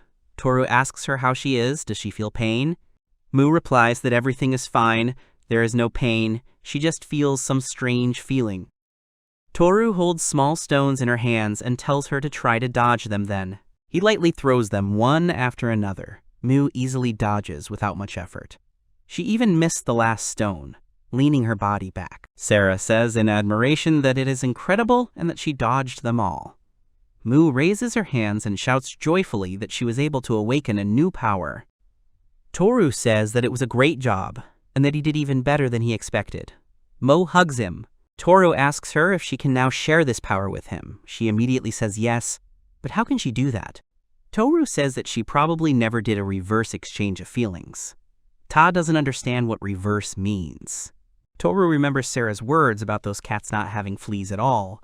He tells her that it is true, If you don't count Mu's mange, then why weren't those cats in that condition? Mu shouts that Kuro and Shiro are always with her. Toru smiles and asks if she would mind sharing with Toru too. She begins to think and act. Lightning also appeared on Toru's body. He asks if she could close her eyes and also cover her ears and nose. He tells her to share only the lightning needle with him. Mu says that it won't work all at once. She obeys him, closes her eyes and ears. Toru feels something and says that it's right on target. It worked. He checks and at high speed appears behind Mu and lifts her up. Toru says that's great and that they will start hunting. Sarah asks them to wait a minute and asks what about her? Isn't she with them? Mu tells her that it is too early for Sarah. Sarah says no. She asks Mu to share with her too. She is ignored. Mu tells Thor that she is hungry. Toru gives her an apple and tells her to snack on it then. Sarah stays behind with a sad face. In the evening, they come to the Adventurers Guild office and place numerous goblin ears on the table. The worker is surprised and says that, as far as she can see, Toru brings in more and more every day. The use of electric radar and lightning needle increased the number of enemies encountered, allowing for faster hunting. She hands them the money and says that there is 1 silver coin, 1 half silver coin, and 37 copper coins. They take the money and leave. The worker reflects that recently, most of the squads hunting goblins have not been doing particularly well, but at the same time, for some reason, Toru's squad has become better at exterminating them. She wonders how a squad of 50 people can even find 50 monsters in a day, let alone kill them. They walk home, Mu sleeping on Toru's back. Toru says that wandering around the forest and hunting all day must be very tiring for her. Sarah smiles and says that Mu was incredible, and that she was able to use those skills and switch between them even though she just learned them. After using the inversion skill 3 times, Sarah runs out of mana and finds it hard to breathe. Toru says that there's nothing that can be done about it since they have different mana reserves and inclination matters, and it also depends on the type of magic used. Like Mu's electric spikes that got rid of her fleas. She probably increased her power by constantly using them on herself. He says that inversion can't be used unless a monster attacks her, but when that happens, Sarah is capable of a lot. Sarah tells him that she can carry Mu too, and besides, Toru must be tired. He thanks her and says that everything is fine, and that when he is tired, Toru will let her know. Sarah tells him that he can rely on her. After all, she wants to get along better with Mu. Toru agrees and says that it's weird that she's the only one she dislikes. He suggests that perhaps she used the emotion swap on girls the same age as her in the past, and something bad happened between them. Toru says that's why she shouldn't rush, she should just relax. Sarah says he's right. She thanks him for worrying about her. Toru says she has a favor to ask, and Sarah happily asks what it is. He asks if she slept with the cats last night, and Sarah says she did, and that the couple came to her and she was too hot to sleep. Toru asks how about trading Mu for 2 cats. Sarah says that the cats initially followed Mu into Toru's room, but in the middle of the night they started scratching at her door. Sarah says she's not exactly sure, but she thinks that's how it was. Sarah then suggests that she and Mu and the cats sleep together in her room. Since there is no room in her room, Sarah can sleep at Toru's. Toru refuses and says that his bed is too small and it will be hard to sleep. Sarah shouts at him that he is a liar because she knows that Thor can sleep anywhere. They approach Uriel's house. In the border town of Dadan, at the main gate, many people see off the troops on their way. At Choya's establishment, Toru heard that all the high ranks had been sent to Bosalia for the operation to bring her back. In the Goblin Forest, the 3 of them continue hunting.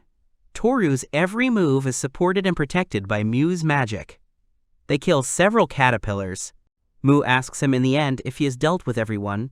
He replies that he has dealt with them and that they are finished. He adds that hunting large caterpillars is like fighting mange, so the electric shield came in very handy. Sarah tells Mu that they need to get rid of this fur and asks her to help her make a fire. She replies that she is busy right now. She finally comes up and reaches out to the fur, before Sarah can tell her not to touch the white fur because it will itch. Mu immediately trembles and screams that now she is itchy all over. He takes Toru's hand and says with a pitiful look that she is itchy all over. He uses recovery and rids her of the itch. Mu says it's much better now. and Toru tells her that Mu should listen to Saru. Saru says that Toru is like a real father now and asks if it's time for him to get a nice wife. Toru ignores her words and tells Mu that this is great and suggests that he deal with this white fur. They make a fire, telling Mu to be careful not to get burned. Toru shows that if you stick a branch into the fire will spread to it. She takes the stick and is surprised. They load the tracks into the cart. Sarah asks if this means the cart can't handle 3 at a time. Toru says that it is a rental item, and the rank of the magic stone is too low, but it is much easier to pull on it than to carry it in your arms. Toru notices Toru's sad face and asks, "What is going on? Is it really the caterpillars that have caught her interest?" He assumes that she is thinking about caterpillar meat and whether it is tasty, and she confirms this. Toru suggests that they get home first, and if she gets tired, Toru will carry her. Mu is happy about this. They come to the gate. Carlos is standing there and asks him where he found this little girl. He wasn't on guard just yesterday. Sarah greets him and thanks him again for his hard work. Carlos says that Sarah is as sweet as ever and asks if she would like to have dinner with him. Sarah says what a wonderful idea, they would all love to go. Carlos says there is no need for over-familiarity. Mu wakes up and asks if they are home yet. The first thing she sees is Carlos's eyes. Carlos asks, "What is going on? Is she not from around here?" Carlos hits her in the forehead. She starts getting angry and screaming about what kind of stupid guy he is and what he's doing to Mu. Carlos says that to her, he is Mr. Carlos, and she doesn't understand how he knows Mu's name, and that he is very suspicious. Toru simply agrees with her.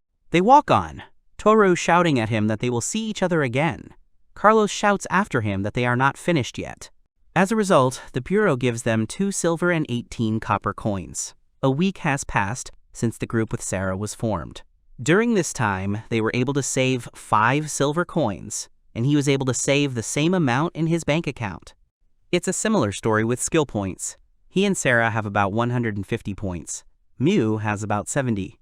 If they continue at this pace, the 2 of them will be able to improve their skills to level 2 within 2 months. They walk past the stalls. Mu shouts that there is so much food here. Toru explains to her that it is for sale, and that she cannot try it without money. Mu, hearing about the need for money, says what savages they are. Toru, surprised, asks where she learned this word. Sarah comes with a kebab and gives it to her. She opens her mouth and takes a bite with great appetite. Sarah hands over 1 skewer and Thor. He asks where she bought them. He is surprised that she actually knows this place. Mu is happy and says that it is so delicious. Sarah tells her that there are lots of delicious things here. Silence falls. Toru looks at them. Toru suddenly says that there is a bathhouse nearby. He suggests that they go there together later. Sarah panics and says that she is not ready at all. Toru doesn't understand her and says that they are just going to wash up.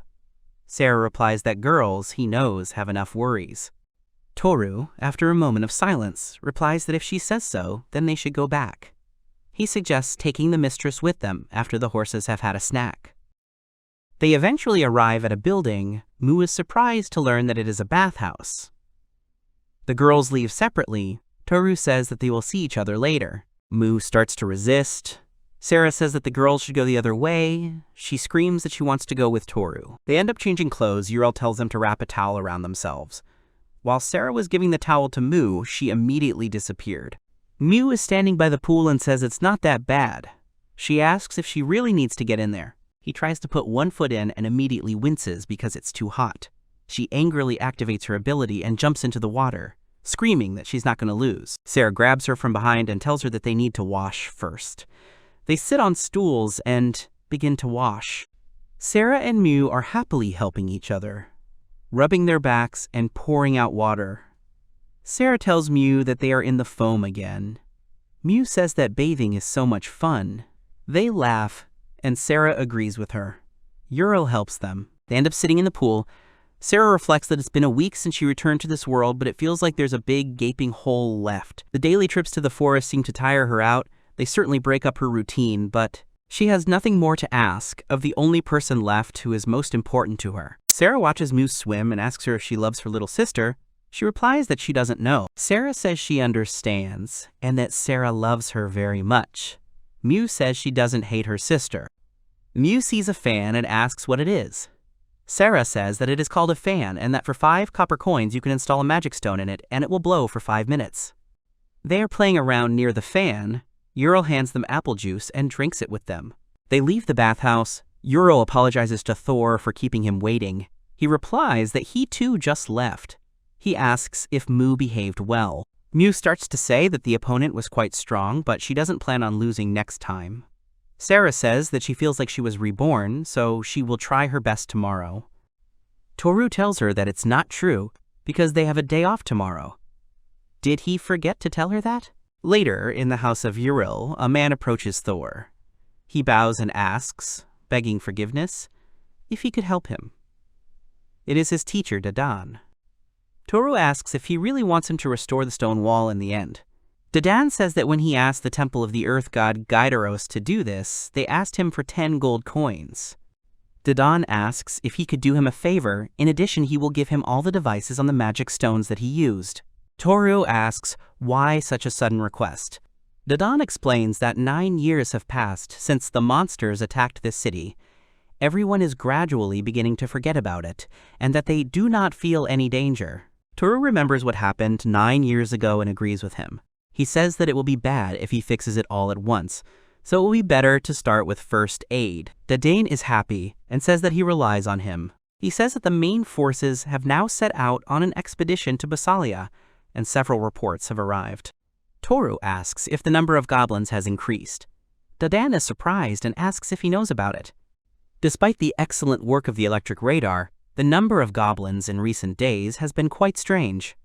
Dadan says that he knows that it is bad to help only when trouble has already happened. However, in order to protect the residents of this city, he is not afraid to disgrace himself.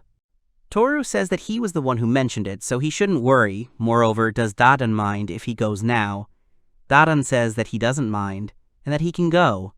Dadan says that he stayed with Sako that day, and his conscience caused him to have nightmares about his hair growing out. Dadan spent the whole day there before returning, but now everything is fine, which is why he will leave the restoration to Tora. Sarah went shopping with the owner, so Toru was forced to go and rebuild the wall with Mu. They come to the wall. Toru says that things are worse than he thought.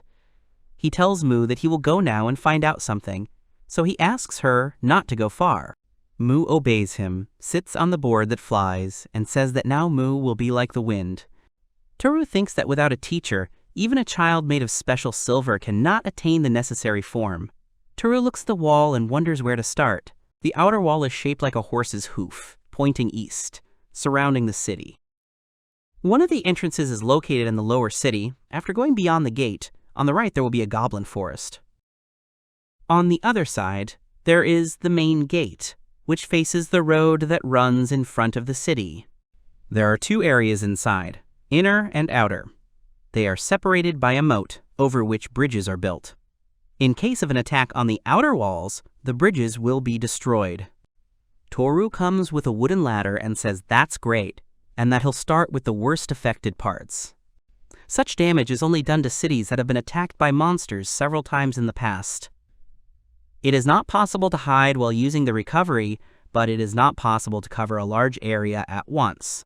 He reaches out to the huge crack and says that he will start by returning the hole to the way it was 10 years ago. He succeeds. It's easy to spot the difference. He doesn't think anyone will go that far, but it would be bad if someone found out. Maybe he should reduce the area to just the damaged area. He smiles and thinks that it is impossible to completely restore the large missing fragments, but the piece of wall looks solid now and the cracks have closed, so that is already good. Toru says that at this rate he will have to use the skill many times. He would like to have a choice of multiple targets now. But selecting multiple targets can only be used in special circumstances. The effect is weakened by dispersing the power across multiple targets, but if you get used to it, it allows you to attack multiple monsters at once. Toru says that there is no point in wishing for something he cannot have, but perhaps it is worth trying it out now. He used restorations in many situations. If you remember yesterday's hunt for large caterpillars, the itch went away so quickly. Toru realized that if he looked into his mind using keywords, he could find a lot. He was saying out loud about something flawless. He finds a wall in a conscious state and restores it. He corrected about 50 steps. Mu happily runs up to him with the cats and asks if he's done with his work. Toru says that he needs to wait for the number of recovery uses to update so she can go and play some more. She continues to play happily. Toru pulls out his sword and says that since he has to wait, maybe he should try out this iron sword. He makes sharp swings. He feels this Veitch and comes to the conclusion that it is not comparable to a wooden sword. If he couldn't handle it, he wouldn't be able to move any further. He made more swings and finished his training. After a while, he says that by some miracle, he was able to complete the restoration of the northern wall in a day. The southern one will be next, but first he needs to rest.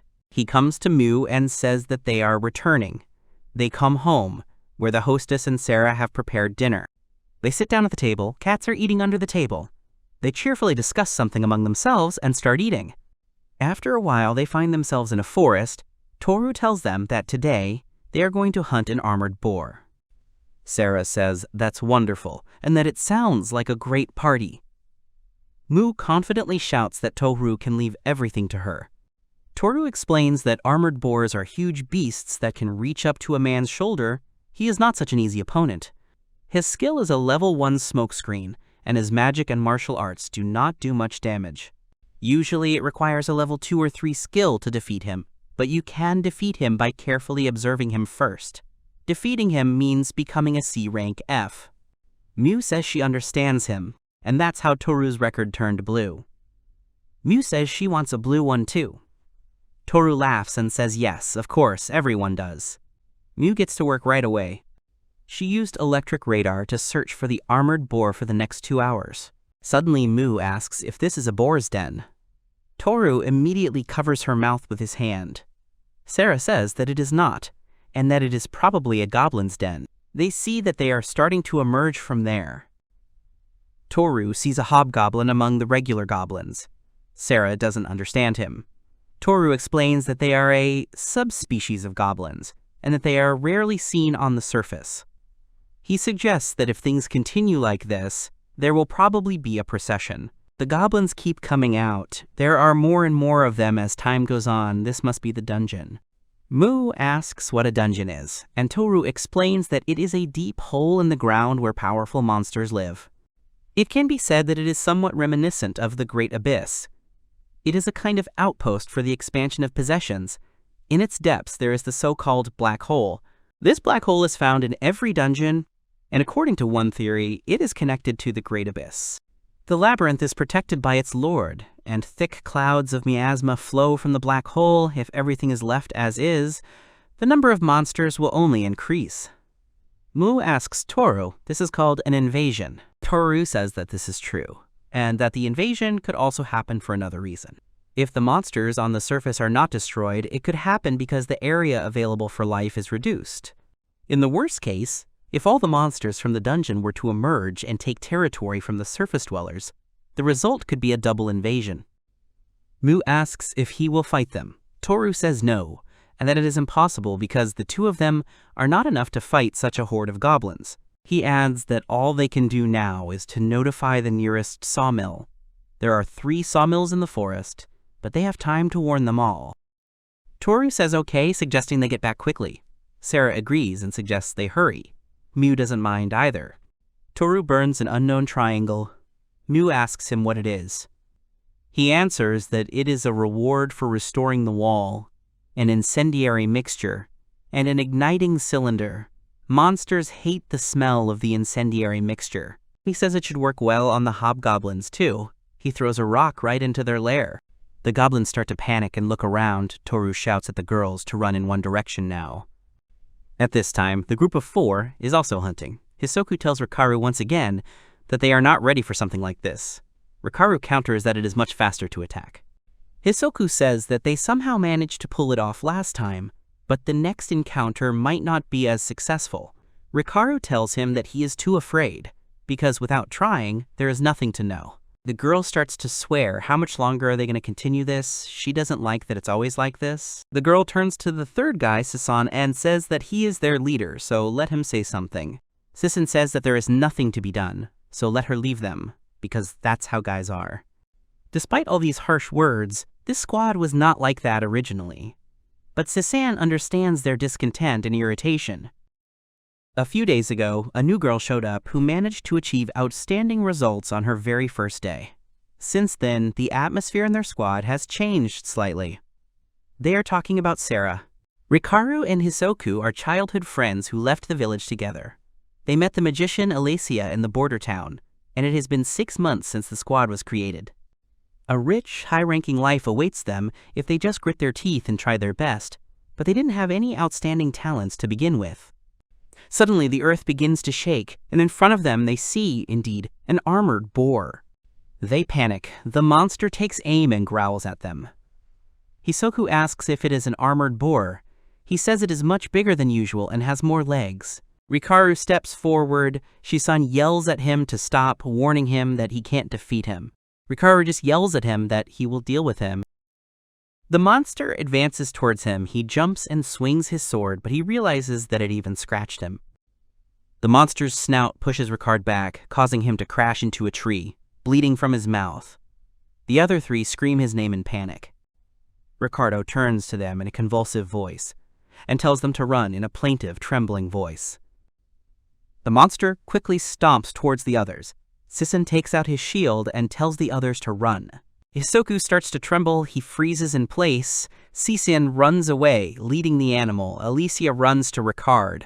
Sisen thinks that if he can withstand a couple of his attacks, he can buy them some time. Alicia casts a spell and tries to heal Rikaru, asking him to talk to her. However, Rikaru stares blankly into space and does not respond. Alicia screams that the first-level healing water won't heal him. Then she hears another sound and turns around. He sees that the monster's fang has passed through his shield and pierced Sisan's chest. The monster jerks its head, trying to remove it. Sisen is hanging onto his fang and barely speaking, asking for help. Eventually he falls back, coming off the fang, hits a tree and falls face down. Alicia begins to sob and shake, not believing her eyes. She sees the monster looking right at her. Suddenly, Rikaru stands up and tells her to run. She hugs Rikaru and screams that she will not leave him. The monster runs towards them, but suddenly an arrow hits it right on the forehead. It was Hisoku who shot the arrow at the monster with trembling hands. The monster turns sharply towards him. Alicia screams at him to run. He fired an arrow at the moment Alicia covered Rikara, but his legs do not move. He, as always, cannot move. The monster knocks Hisoka to death, breaking his bow and arrows. Shisan cries out his name in tears.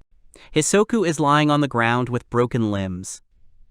Shisan looks back at her comrades and thinks that they were arguing just a few minutes ago. She doesn't understand why this is happening. She used all her magic, and this will be the last time. She heals Rikaru.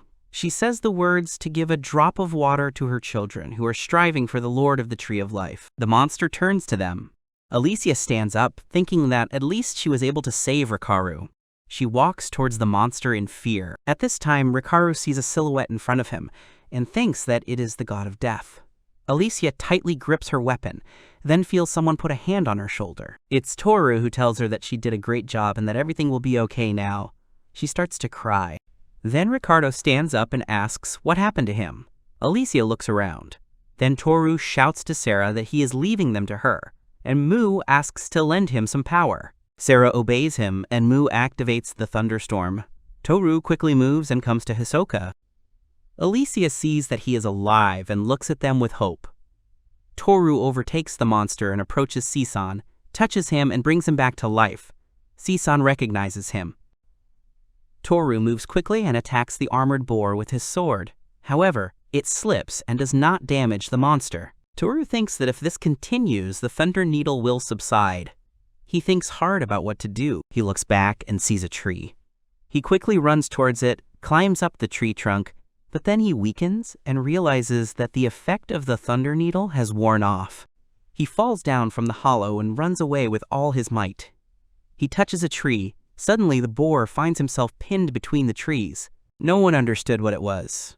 Alicia asks what just happened, that this old tree just did that. Mu shouts at Thor that he is incredible, and that he was faster than the thunderstorm. Toru himself is surprised by his strength and looks at his trembling palm. Rikaru asks Alicia what just happened. She falls down exhausted and starts crying, saying that she has no idea. Rikaru doesn't know what to do, while Mu calms her down and strokes her head. Toru stabs the armored boar, causing it to groan in pain. Toru thinks that it is definitely an armored boar, but it is so huge. And then there are those legs. Then Sisan comes to him, asks for forgiveness, and thanks him for saving them. Toru tells him not to worry, because he himself was just hunting him. Sisan awkwardly asks why he saved them. Toru just puts his index finger to his lips, hinting not to ask about it and to remain silent. Sisan apologizes again. Toru says that no matter how you look at it, it has too many legs. Sisan agrees and says that it is not an ordinary armored boar. Such as this are called special species. He has met one before. If monsters are not hunted, their numbers increase, and due to the reduction of their habitat, mutations begin to occur. The modified individuals, sharpened for battles, are called special species. Toru tells Shisan that they had found a goblin cave earlier and that they had suddenly started coming out. He is surprised by this news. Toru asks him if he could help him, while Rikaru asks if it doesn't seem like a big problem. Hisoku agrees with him and says that it is. Alicia asks Shisan what he thinks. He confidently answers that he will go with Toru. They silently nod in agreement. Toru says that they should get out of here first. After all, this is the armored boar's territory. Sarah asks if they are really going to leave their prey here. Mew asks if Toru doesn't want to eat meat. Toru says they'll pick him up on the way back, so they should go with him. Mu says he can't wait to get back. There are lumber mills to the northeast and southeast, and another one on the forest path. They come out to the forest path, and Toru says that it is excellent. He tells the others to head to the southern sawmill. The three of them reach the northern sawmill. A man meets them and is happy to see Toru, but as soon as he tells them about the circumstances, that goblins are crawling out of a cave nearby and that the situation is very dangerous, his face is covered in panic. He screams that this cannot be. The man gives a signal through the sound and shouts that they are leaving the cave and that they must evacuate. He announces that an invasion is about to happen and that the city needs to know about it, so they prepare a signal smoke. Toru tells them to run and that they will take care of the rest. The man shouts along the way that they are relying on them. They see the second signal from afar, and Toru realizes that Sinan's group also succeeded. The man shouts that he can already see the wall, so they don't have time to rest. They are already close. Toru thinks they told them, but there's no blue smoke signal from the watchtower. Half of the guards were sent to Basalia as well. That definitely had an effect. Toru tells the girls that Uriel is 100 times stronger, so he wants them to stay with her. Mo looks at Toru. Sadly, he says that Toru needs to take care of something, so let her be a good girl and wait for him. Mew asks if she can come with him. Toru tells her that he will come back once everything is over, and until then, he leaves Sarah to her. Mew doesn't answer and looks sadly. Toru feels her cheeks and calls her a good girl. They say goodbye. Toru runs away. Sarah shouts after him to take care of himself. Carlos meets them at the gate and asks Sarah where the old man is. She replies that Toru said he had something to take care of. Carlos is outraged that he has to do that at a time like this. Carlos says that red smoke means something bad, then Mew runs into his leg with his cart. Carlos writhes in pain and asks what she's doing. Mew yells at him to get lost, calling him a suspicious character. She tells him to leave his sister Sarah alone. Sarah awkwardly tells her that everything is fine. Sarah says that it is still very bad because a lot of goblins are coming out of the cave. Carlos tells her that this is impossible because the cave was taken care of 10 days ago. If an invasion was being prepared, it would take another month. Carlos thinks to himself that it's even harder to believe that the old man would be wrong about something like this. He says out loud that things are very bad, and the boys from the South Sawmill haven't returned yet. Carlos starts saying that there is blue smoke visible, so if something happened to him during his return, he suddenly starts up and shouts at Sarah to go because they need to hurry. Sarah asks him to wait and shouts that she will help him. Carlos asks what Sarah is talking about. She can't go there. He says that she is a young girl, that she hasn't been an adventurer for 10 days yet, and it could actually be an invasion, so he can't take her. Then he adds that, besides, if he takes her with him, the old man will give him a severe thrashing. Sarah remains where she is, thinking that she could at least show people the way through the forest. Sarah turns to Mew and says that she has things to do, so could she please go home alone? Mew shakes her head and says that there is no point in even discussing such a thing. She does not understand what she is talking about. Mu tells her that Toru was entrusted to her by her sister Saru, so it's Mu's job. They both end up going into the forest to help people. Sarah points the way to the outer gate. Other people run in panic, shouting to hurry, or they will be caught. Sarah asks one of them what happened. The man sees her G-rank badge and tells her to get inside as well because there's a huge boar in there he thought they were done for. Another adds that it was their fault. They did not believe the four who came to warn them, so they were late in escaping. Another says that in the end, one of them had a hole in the shield, but when they saw the smoke signal from the second point, they realized it was true and fled in panic. When they had already seen the outer walls, they were attacked by a huge boar. The four who accompanied them were forced to attract its attention to themselves, so that they barely managed to escape. Sarah asks excitedly what happened next. He replies disappointedly, if only he knew. He is going to tell the gate guards. He hopes that it will help them somehow. Sarah wanted to say something, but the man interrupts her and says that they can blame them if they want. But that's the job of adventurers. Sarah says how upset she is when she can't do anything. Mu says that she doesn't feel anything, that she's just following Toru's instructions. Sarah smiles and says that Mu is a very good girl. She starts to stroke her head and notices a cowlick in her hair. She touches him. Mu reacts with a scream. Sarah apologizes and asks if she is in pain. Mu replies that no, everything is fine, it is just a strange feeling for her. She starts to scratch this little curl and laughs, asking if she likes it, and Mu herself really enjoys it. Mu tells her that she can continue to do this. Sarah examines her head and says that there is a second one. Sarah asks Mu to tell her if it is true that they get along very well. Mu replies that it is so. Sarah squats down and asks if she can try that same union. She asks him to look here, because her appeal is undoubtedly becoming more useful. She wishes she could find a good way to express her love. Mu asks if Sarah will hate her when they become one, and she assures him that she won't. Mu asks if she won't get angry, even if it's unpleasant. Sarah replies that she won't get angry at all. Suddenly, people run out of the trees in panic, followed by an armored boar. They become wary. The monster was about to attack one person, but then Sarah uses the appeal, after which the monster hits the barrier, breaking its face. Sarah screams at the man to run as fast as he can. He thanks her for saving him. The monster slowly gets up. Sarah grabs the rope of the cart and tells Mu to hold on tight. They run away. Mu shouts to everyone that the boar has stood up. Magic stones start pouring out of these sleds. Sarah thinks to herself that there is no time to worry about the magic stone. They all run with their last strength to the gate. The guards shout at them to run faster, and that they are getting closer. They panic, because the monster is almost catching up. They cross the threshold. Sarah breathes a sigh of relief and tells Mu that they have succeeded. But Mu is not in the sleigh. Just before, when Rikaru was distracting the boar so that the others could escape, Hisoku was shooting arrows straight at the monster from other bushes. Sanan was hiding by another tree, preparing his weapon.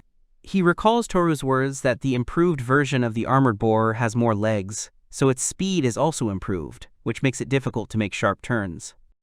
Sinan throws a rock at the boar, thinking that by using this factor as a shield, even they can dodge it. Sinan admits that it is still impossible for them to fight face-to-face with an armored boar. So all they need is to buy some time to allow the sawmill workers to escape, and then survive themselves. Suddenly, Carlos appears before him, apologizes for keeping them waiting, and says that he will take care of him from now on. The other three come out of the bushes and rejoice at Carlos's arrival. The monster advances on him, but Carlos wounds him in one leg, and then the other. And the last spear plunges right into his mouth. Carlos says that now is not the time to open up his huge pig snout. He says that this is the end and throws his spear at the monster. Suddenly, an electrical flash is activated. Surprising Carlos, his spear is electrocuted and hits the entire face of the monster, leaving nothing of it. Carlos smiles and the other kids come up to him. Carlos says that the invasion was just a rumor. He tells them to get out of here or they will be late for the festival. Meanwhile, Sarah is frantically searching for Mu. She asks the people if they have seen a child here. The man replies that he has not seen her since they passed through the outer gate.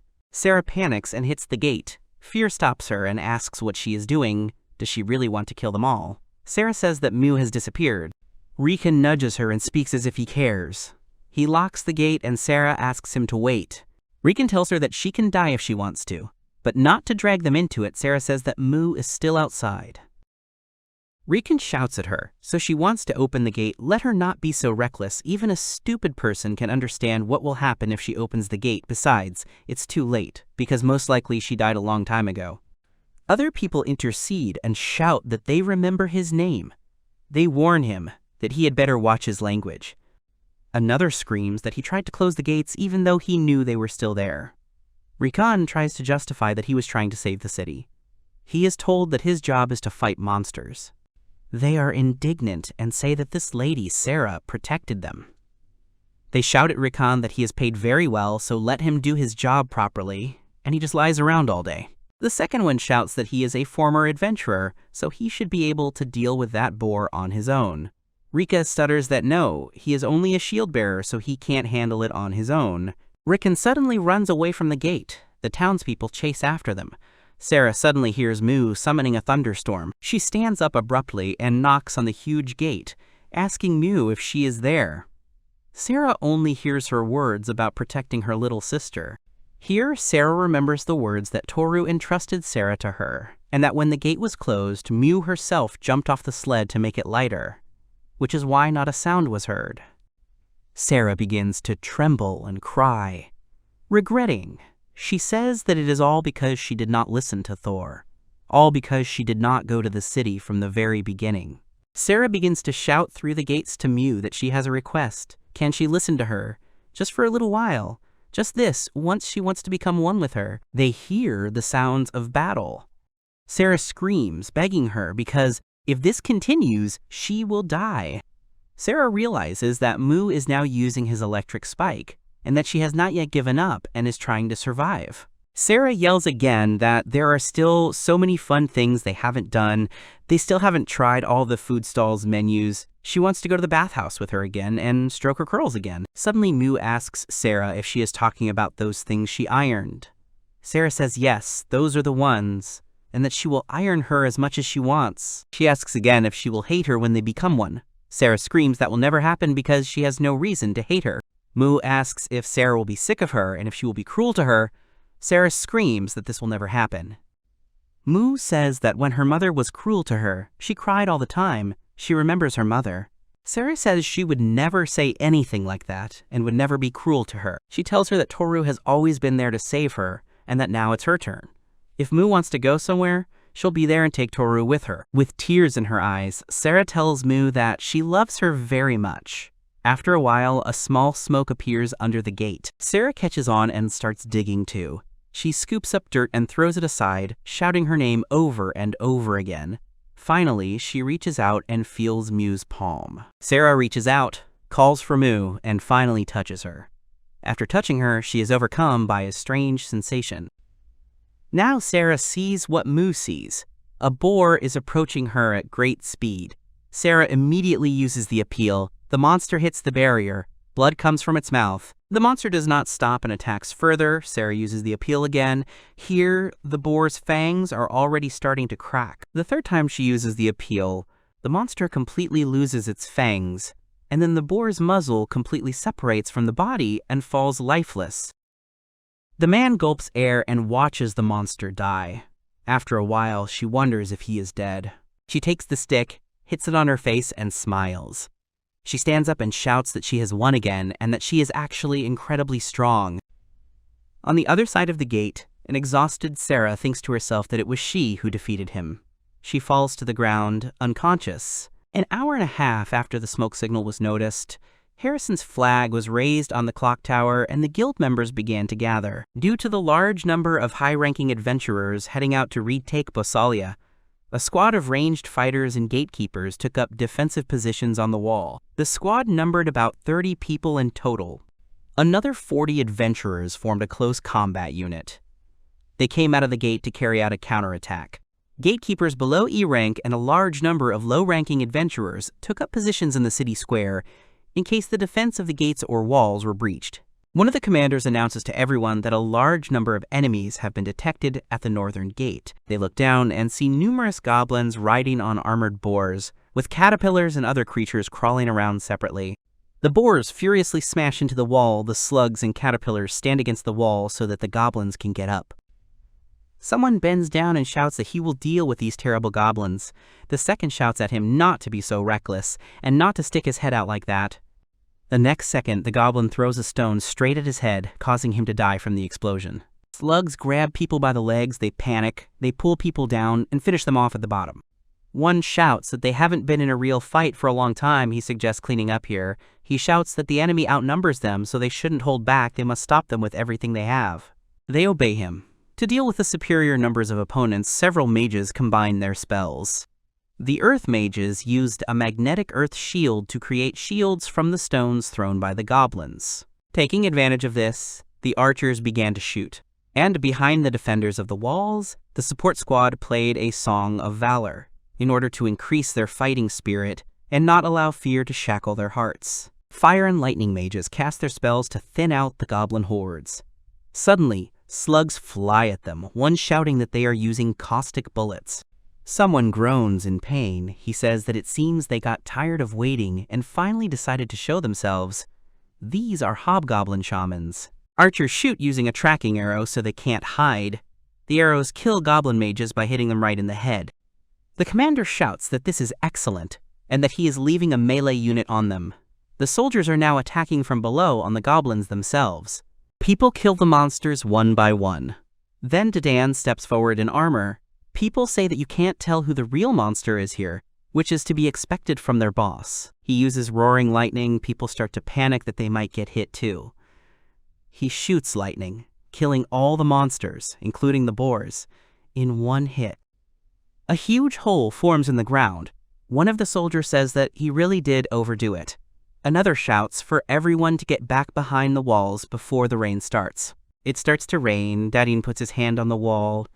Dadan shouts that somehow they were able to hold them all back. According to Thor's report, only the northern wall had been restored, and it was this that the monsters decided to attack. Concentrating their attack on a strong, fortified part of the wall, he is sure that the hobgoblins are much smarter. Then it dawns on him that, besides, their leader was nowhere to be seen. Dadan TSKS and says that it was just a diversion. He lifts his head up to the sky. Shortly before the battle for the northern wall, Toru is busily heading out somewhere with the thought that he needs to rebuild as much of the southern wall as he can. On the way, he notices some rustling. He looks out cautiously and sees hobgoblins walking in groups through the forest. Toru wonders why their tracks are here, why the goblins, who should have immediately headed to the wall, would hide in the nearby forest. He understands that the battle at the northern wall has already begun. He thinks about what he should do. Maybe he should go back and call for help. He backs away from this idea, because if that is the hobgoblin's real goal, it would be too late to run to the north wall. He remembers the events of 10 years ago and says that he will not allow this to happen again. What he doesn't want to lose more than anything is that lucky dinner table. Then he notices that the goblins are starting to break down part of the wall. Toru realizes that that attack was actually just a distraction. He clenches his fist. He wonders if he can defeat the hobgoblins near the forest without disturbing those working at the wall. When he tried to immobilize that armored boar, even after the lightning needle's effect ended, he was still able to move at high speed for a while. He still remembers the feeling of every cell in his body pushing itself to the limit, but can he repeat it? He takes out his sword and decides he has to try. He comes out of the bushes screaming with his sword, catching the goblins off guard. Toru makes several swings with his sword, decapitating several goblins. He immediately hides behind a tree, as there are many of them. His hand trembles from the strain, but after he recovers, he comes to his senses and thinks that at this rate he can deal with them. Suddenly he starts to feel a scary dark aura. He wonders if it is the one who ordered his troops to attack the northern wall as a diversion, leading the surprise attack on the northern wall. Is this the hobgoblin leader? Toru realizes that their strongest warrior has entered the scene. At this time, the wall falls, the goblins have broken through. Toru understands that at this rate, the city will not be able to withstand an attack from two sides. He walks towards them. The goblins notice him and turn to him. First, he takes the head off one. Toru touches the wall and restores it again, surprising the goblins and enraging them.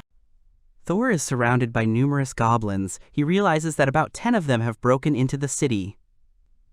The goblins attack him. He swings his swords, depriving them of their heads and limbs one by one. One of the goblins wounds him anyway. He tries to restore his body with a trembling hand, but one of the goblins runs towards him. The goblin takes Thor's sword and plunges both swords into his stomach at the same time. Thor's mouth bleeds as he raises his hand and plunges his knife into the eye of one of the goblins. While the other is shocked by the actions, Toru pushes him, kicking him in the chest. The goblin falls back.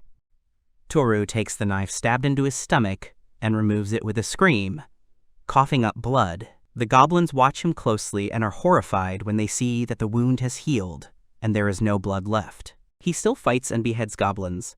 A speech is made asking the ice god to grant those who sinned against his will eternal rest. Someone was summoning the Ice Sleep spell, which is used by members of the Ashen clan. The spell distracts its targets and puts them to sleep for a while. The goblins fall asleep. Toru realizes that only one person in the city can use this kind of ice magic. Uriel approaches him. While all the goblins are sleeping in an upright position, the mistress smiles and congratulates Thor on his return. Toru asks the owner what she's doing here, and she sighs and replies that places like this are subject to attacks these days, which is why the housing here is so cheap. Suddenly, the goblins wake up, but they don't have time to react because Toru deprived them of their heads. He still hasn't heard the horn signaling their victory from the north. He figures he has to do something before the hobgoblin chieftain and his troops get a chance to go elsewhere. He turns to his mistress, who nods her head and says that she may not be able to fight for long, but she asks to be allowed to help him. Toru smiles and nods as well. He approaches the wall, places his palm and restores it, thinking that after this, he will only have 3 uses left. The goblins break down the wall again and swarm in. They turn to see Uriel casting another spell, telling them to find peace. While they are all hibernating, Toru kills them on the spot. The second group of goblins bursts in, with their leader standing behind them and sending fog there. Uriel conjures ice crystals, the goblins freeze in fear again. Thor swings his swords. They bleed and tremble, but cannot do anything. Toru thinks it's incredible. Just by inhaling these tiny crystals, the hobgoblin's regenerative abilities were completely suppressed. He realizes that all he can do is chop them up, which he does. He turns to the owner and sees that she is ill. He manages to catch her before she loses consciousness. Even though she used low-level skills, she used them multiple times against multiple opponents.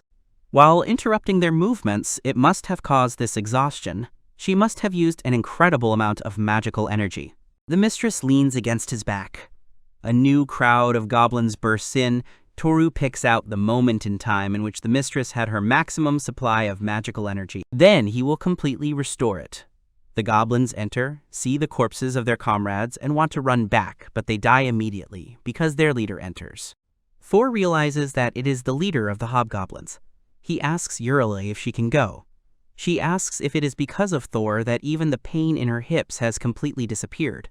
Toru says he'll figure it out somehow, so he asks her not to push herself too hard and to rest. Uriel says that it usually takes 5 F-rank heroes to defeat the hobgoblin chief. Doesn't this look like the test you have to pass to become an E-rank hero?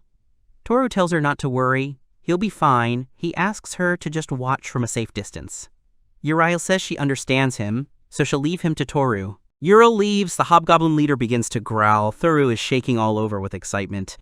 He looks at his body and thinks that this skin is like armor, and also, it looks like he is wearing bear fur. He wonders if that steel blade can cut through it. The monster attacks him. Toru comes to the conclusion that he will just have to aim for its head or the edges of its limbs. The monster swings his weapon. Toru manages to dodge and attacks him in response, hitting his face with his sword.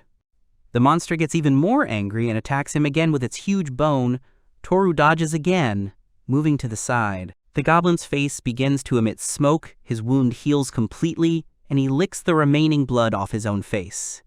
Toru realizes that it is useless. Even if he attacks parts of the body that are not protected by fur, he will still regenerate all the damage done to him. He stands, his hands shaking, and so does his sword. It occurs to him that there is still one place his blade can do damage. Toru suddenly moves and attacks the monster with his sword, aiming for the eyes, but he suddenly raises his hands, protecting himself with his forearms. The monster exhales smoke from its mouth, and Toru can barely hold on from the tension. However, the goblin's hand slips, and Toru hits it right in the eyes. The monster screams loudly in pain, covering his eyes with his hand. He stumbles and loses his balance, at which point Toru attacks again, wanting to overwhelm him with a flurry of attacks. Then the monster reaches out and grabs Thor by the collar. Thor realizes that he is caught. He reaches out and touches the wall, then uses Restore. The wall begins to grow, and Toru falls on his back. The wall pins the goblin, who can't see anything now anyway. Numerous rocks fall on him. Toru breathes heavily, and thinks that he was able to return this wall to the moment before the hobgoblins made a hole in it. Uriel comes up to him and says that it was a good job, and he must be tired. He turns his head and thanks the mistress. He is silenced for a moment because of the young Uriel. Thor's mouth drops open in shock, his cheeks starting to turn red at the sight of her. Uriel asks if something is wrong and why his face is so red. He awkwardly mumbles that it is not. Toru stands up and stabs the goblin leader in the head. He asks if the two have returned to the house. She replies that they have not. Toru thinks to himself that for some reason the owner has not noticed the change yet. Toru can't even use recovery in secret because he has no more uses left. Uriel says that she will look after everything here, and she asks him to hurry up and return to the gate. Thor thanks her and says he will leave it to her. He leaves her in a hurry, while Uriel thinks about what to cook for her today. The rain stops, drops are running down the plants. Carlos tells Thor that he is late because the party is already over. Next to Carlos stands the group with Sisan. Toru is surprised and says that he thought the rally point was somewhere else, and that it looks like the four of them were able to figure it out here. Sisan says that right after the horses finished everything, they encountered another armored boar, but Carlos saved them. Then they met Sarah and Mu at the gate, so they stayed and protected the area. Carlos says that right before the gatekeepers showed up, they united after that and went on a rampage, tracking down the rest of the troops in the forest. Toru tells him that he owes him something. Carlos blushes and awkwardly says that he doesn't, and that he should just find his own path, where he can move on and not worry about such trivial things like owing him something. Suddenly, someone calls Thor. He turns around and sees Mu and Sarah running towards him. They both hug him tightly. Carlos and the others look at them with warm eyes. Toru immediately realizes that Sarah seems to have used the conversion until she completely used up all her magic. Sarah begins to say that she thinks that after all this, she finally understands that it takes a lot of willpower to risk your life for someone else. She says that she really regrets not realizing this sooner, and that she wishes she had returned to the city immediately. Toru says that he understands this, and that the fact that she realized it is more important than anything. Mu asks if he wants to hear how she defeated the boar. Sarah says that she defeated it. Toru stares at them, and then suddenly starts hugging them very tightly. The girls blush and cheer. Toru says that they gave it their all, didn't they? He can't describe how glad he is that they're safe. He says that it's his fault for thinking about letting the adults handle it. Sarah starts to object and say that it is not his fault but her fault, because she could not do something so simple. Mu says that she protected Sarah, just like he told her to. Sarah starts to get indignant and tugs at Mu's cheeks, saying that it's not nice to defend her like that, and if she does it again, she'll get really angry. Mu reminds her that Sarah said she wouldn't get angry. Toru watches their interaction and smiles, wondering if they are finally starting to get along. The next day, after defending Dadan City from the goblin attack from the goblin forest, the troops that were sent by Deputy Chief Sako returned. The report confirmed the details of an investigation that had been ongoing for some time. The area near Basalia that had been destroyed had been transformed into a huge dungeon. High-ranking adventurers suddenly entered the dungeon and dealt with the threat of any problems. The real problem is the fact that this infiltration happened just before the goblins attacked Dadan. At Choi's establishment, Teacher Dadan asks Sako if he really wants to tell him that the goblin attack yesterday was somehow connected to the destruction of the dungeon in Basalia, something like the bad consequences of its destruction. Sako tells him that this is purely his assumption. Further investigation is needed to determine the cause, in his opinion. Sako adds that, in addition, after the report of the attack, the countermeasures were weak, and in addition, everyone was distracted by the goblins' sabotage, which allowed them to infiltrate the city. The last of them was easily defeated by some passing seeker, but this does not change the fact that the efforts made were a complete failure. Dadan laughs and says that then many thanks to this passing seeker, if it weren't for him, then the tragedy of Basalia would have been repeated. Sako gets angry and says that this is not a joke. Dadan tells him that he understands what Sako is trying to tell him. He wants Dadan to reorganize the gate guards nearby, in short, to reduce their number. Dadan is already shouting that he will not just sit idly by, he will redistribute savings to rebuild the wall. Sako drinks and says calmly that it is up to him to decide what to do, and that he can express his opinion to this committee at the next meeting, and that it is also necessary to reward those who fought bravely yesterday. Dadan exhales and says that the whole mood has dropped again. Although there are fewer and fewer of them, the work only becomes more. If this continues, then their morale will hit rock bottom. Sako tells him that it is inevitable given the current circumstances.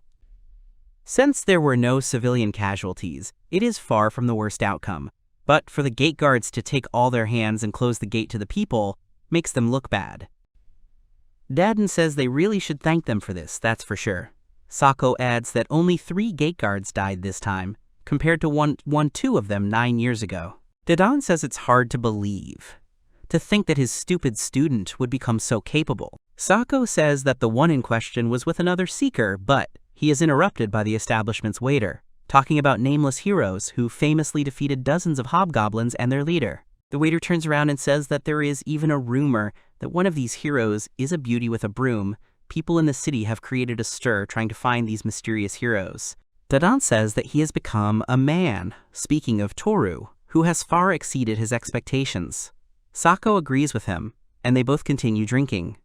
Dadan remembers and says that Sako said something about Lady Uriel. Being a man who sees through any deception, he can say that it was unmistakably her. Sako says with a smile that he will be very surprised, as always, because her beauty is amazing. Dadan says that since Toru was able to restore her youth, maybe he can get rid of that rough look that Sako always has. Sako replies that his selfish desires can wait, they have more important things to do now. Dadan asks if he is talking about Basalia. He asks what happened. Sako reveals that they were able to deal with the dungeon itself, but the labyrinth boss was proving to be quite a challenge, and that sealing it won't be easy. That's why he wants Toru to try harder and become even stronger. At this time, Toru meets Carlos. He asks him if he is leaving the gate guards and leaving the city. He confirms this and says that he is leaving with Rikan. Having committed a selfish act by running away after the gates were closed to innocent people, Rikan was stripped of his seeker status and will be banished from the city. After all, this loser has been his partner for years.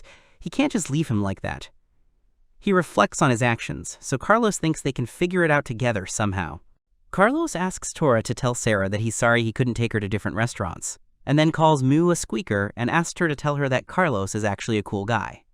Toru tells him that it will be difficult because Carlos knows that he is not going to lie to her. Carlos smiles at this answer. Toru holds out his fist to him. Carlos holds out his hand without a wrist. Toru then tells him that this is his parting gift. He remembers all their hunts together, how he restored knives. Then he said that this is all his skill can do. Carlos starts crying and saying that this skill is not useless at all, not even a little bit. He thinks it's an amazing skill. Carlos's arm is restored. He sees his hand. Toru turns and walks away from him. Uriel is grilling meat. Mu and Sarah are delighted. Mu asks if it's a meat party tonight. Sarah tells Thor that it's amazing and that the meat is so thick. Uriel says they have other boar dishes too, such as roast ribs with white beans, new round potatoes and onions. They also have minced meat skewers with a softened, strong-smelling filling. Uriel says there's plenty left, so she asks people to eat heartily. Yesterday, Toru accidentally returned the mistress to her youth, but it would be awkward to turn a woman who had regained her beauty and health back into an old woman. Besides, when he accidentally asked her about it, he came to the conclusion that she liked it very much. Mu wishes everyone a bon appetit. Everyone starts eating. Sarah and Mu simply fly away in pleasure from the taste of the food. Everyone eats, not only them, but the cats also enjoy the meat under the table. They finish eating. Sarah says that she has eaten too much and that she can't even take a step. Toru tells her that it's because she got carried away and ate 5 whole plates of food. She ignores his words. Uriel says she hopes they enjoyed her cooking.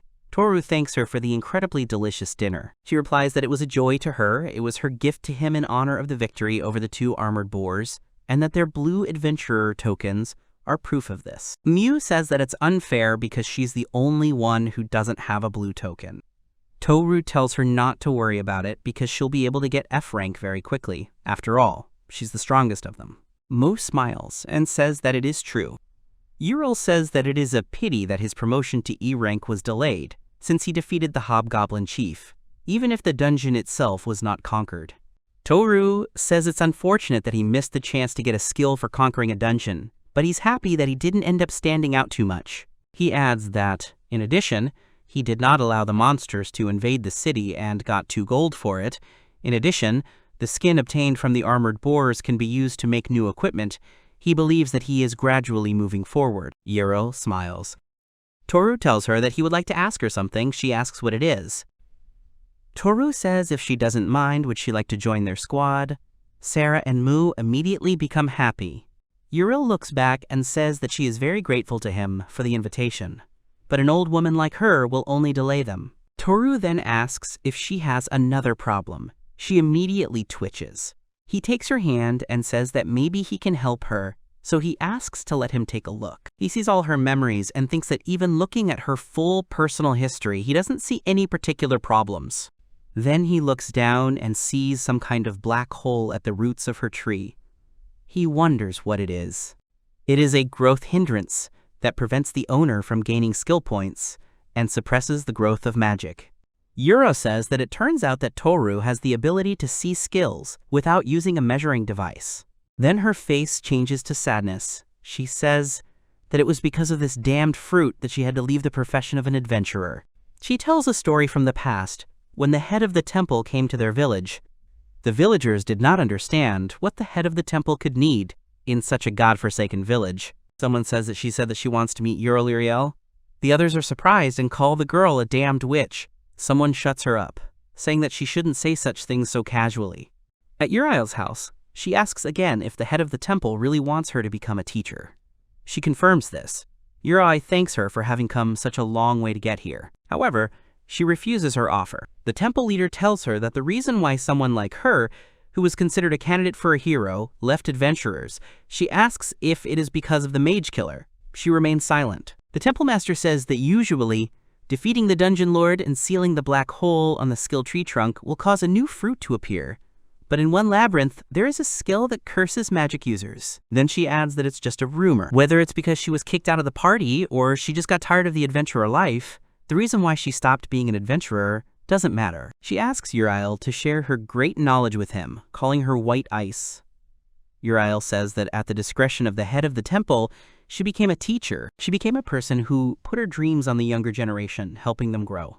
Toru says he understands now. Toru says that he checked the effect of the curse. The description says that it reduces the amount of skill points received after defeating monsters by 10 times, and gradually reduces the reserve of magic, which should increase over the years. That time, he panicked and searched for the time with her maximum magic and brought her back with recovery at that very moment. Sarah asks if he can't use his skill to get rid of it. Toru says that in the case of a skill tree branch, he can use recovery as many times as he wants, but with the recovery time reversal effect, the skill fruit cannot be removed from the trunk. Sarah asks if she can take a look. Uriel tells her to try. Sarah asks Mu to help her. Mu replies that she is so full she can't move. Sarah tells her that if she falls apart after eating, she will turn into a fat cat. They sit down next to Uriel. Mu takes her hands and says that they are beginning.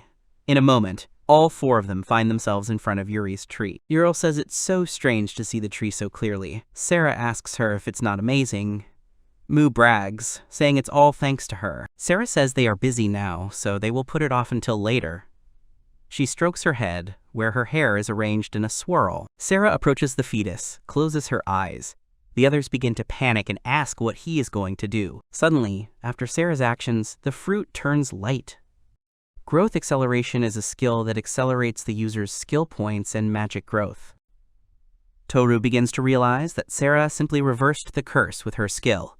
Sarah says that she just thought it might work. She asks her how she feels. Uriel doesn't answer her. The next second, the mistress throws herself into her arms with tears in her eyes. Sarah smiles and hugs her back. Toru takes Uriel's hand and pulls. Suddenly, someone between them screams that she can't breathe. It was Mew who was sitting on Sarah's lap, and Uriel was crushing her with her arms. They continue to hug, and Toru sits next to them with a smile. The four of them arrive at the Adventurers Guild.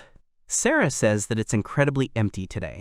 Toru says that's all because the plan to retake Bossalia is finished for now, and the high-ranking adventurers have returned to their hunting grounds. Sarah says she and Mu will go get ready. Mu says they'll be back soon. Toru says not to overdo it there. Thor tells Uriel that everything is fine and that they should go too.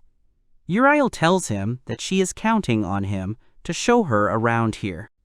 Although it's pretty empty, there's still someone very loud. Toru tells Uriel to go to another stand. Toru asks the worker with the 2 ponytails if they can register a new adventurer. She answers absent-mindedly that they can. As soon as she sees Uriel, she immediately starts blushing and stuttering her words. She hesitantly greets them and says that they are accepting applications for registration and that her name is Marika. She asks if she can know her name. Uriel introduces herself and tells her it is a pleasure to meet her. Marika hands her a paper and asks Mrs. Uriel to fill out the registration form. She laughs and says how nice it is to see the letters clearly. Toru asks the worker because to register a new adventurer, the token of the one who introduces him is needed. He shows his token. The worker sees it. Marika looks at the paper and voices the information that she is 22 years old and from Stola. She smiles and says that she now understands where these years come from and that she does not see any problems. Uriel's real name is Jura Lirel, but they forced her to register as their granddaughter, shortening her name to Jural. Marika puts down the ball and says, "Could she please touch this ball now?" Uriel reaches out and touches the ball. Toru is once again amazed by Uriel's skill tree. Even the 3 lower skill branches of Ice Dream, Ice Crystals, and Snow Cover are fully grown, and there are skill fruits hanging on all the top branches. In addition, the mid-level skill tree Ice Flower Camp has already fully grown, and Freezing Mist has very little left. All skill trees have a maximum level of 9, and although it is not a fact that they will all grow, she already has 4 of them. Marika says that she is simply incredible. She starts thinking hard about what rank to assign her. After thinking about it, she happily announces that she will be given rank B. Toru gets indignant and asks if all newbies shouldn't start at G rank. Marika starts getting angry and asking what he even wants. He keeps butting into their conversation. He couldn't stop doing it. Toru awkwardly replies that it's not like that, and that he's just trying to figure out if the system has changed. He thinks it would be problematic if she got such a high rank. If adventurers are more than 2 ranks apart, they cannot form a party, and the hunting grounds they can go to will be limited. Toru looks around and sees another worker who always serves them. Toru asks Marika to wait and stop the procedure because he wants to make sure of something. She gets angry and asks why she does that. Because she works here too. Uriel starts to calm her down and very politely apologizes and asks if she could wait a little. Marika immediately changes and with a smile answers that she will wait as long as she needs. Then he adds a condition, asking if Uriel could let her touch her hair. She blushes, looking at Uriel. There is a quarrel at another counter. A customer demands the worker to give him the name of this modest gentleman hero. She answers that, as she said, she cannot divulge it at their personal request. The visitor persists and asks what about the initials. She can do that. She replies that even the initials alone might be enough to identify him, so she can't do that. The visitor turns out to be a woman and says that they will not achieve anything this way. After thinking, she starts asking again.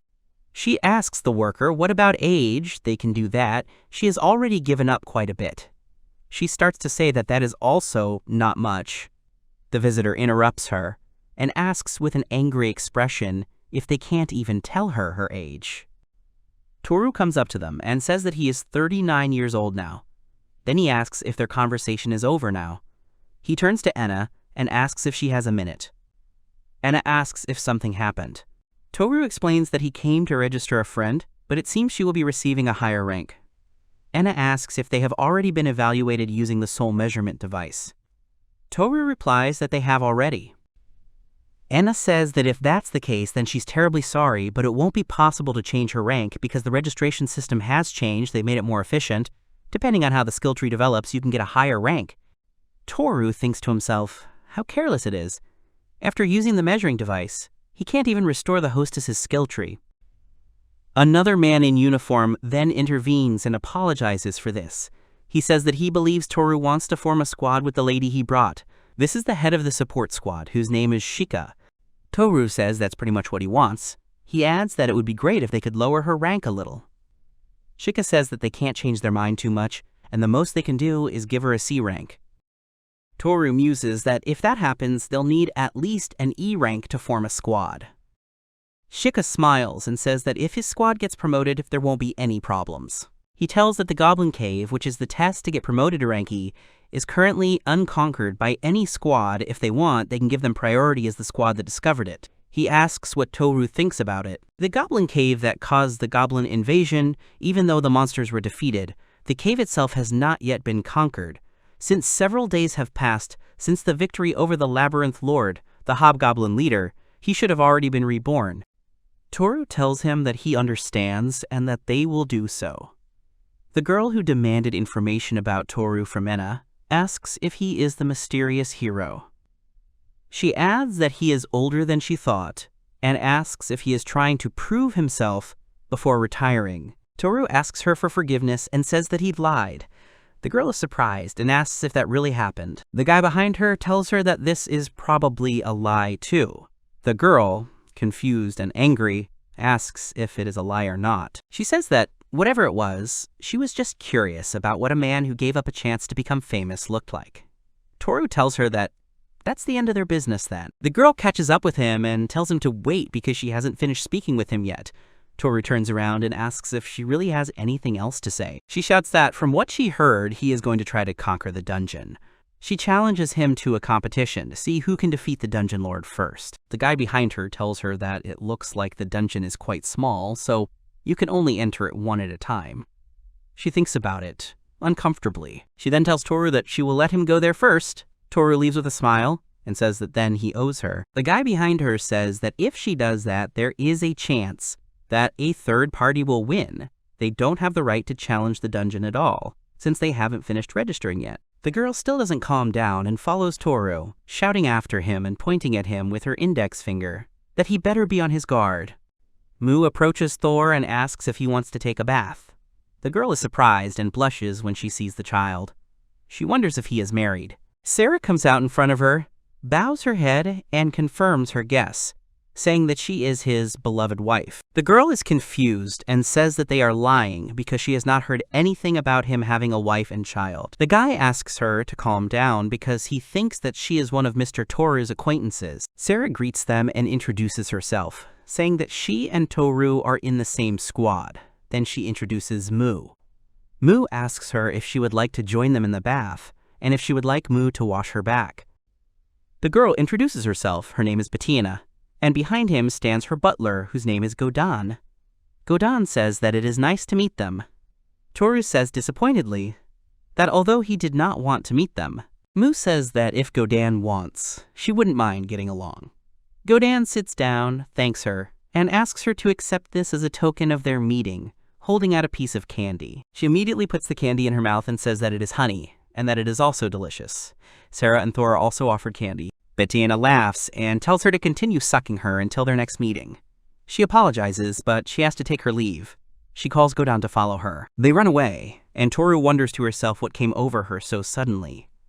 At this time, Marika combs Uriel's hair. She says that this boxwood comb is simply superb, and that Uriel's hair is incredibly silky. Uriel tells her that although it is a little expensive, she recommends it for its incredible softness. Shika approaches them and apologizes to Uriel for waiting, carrying a tray in his hands.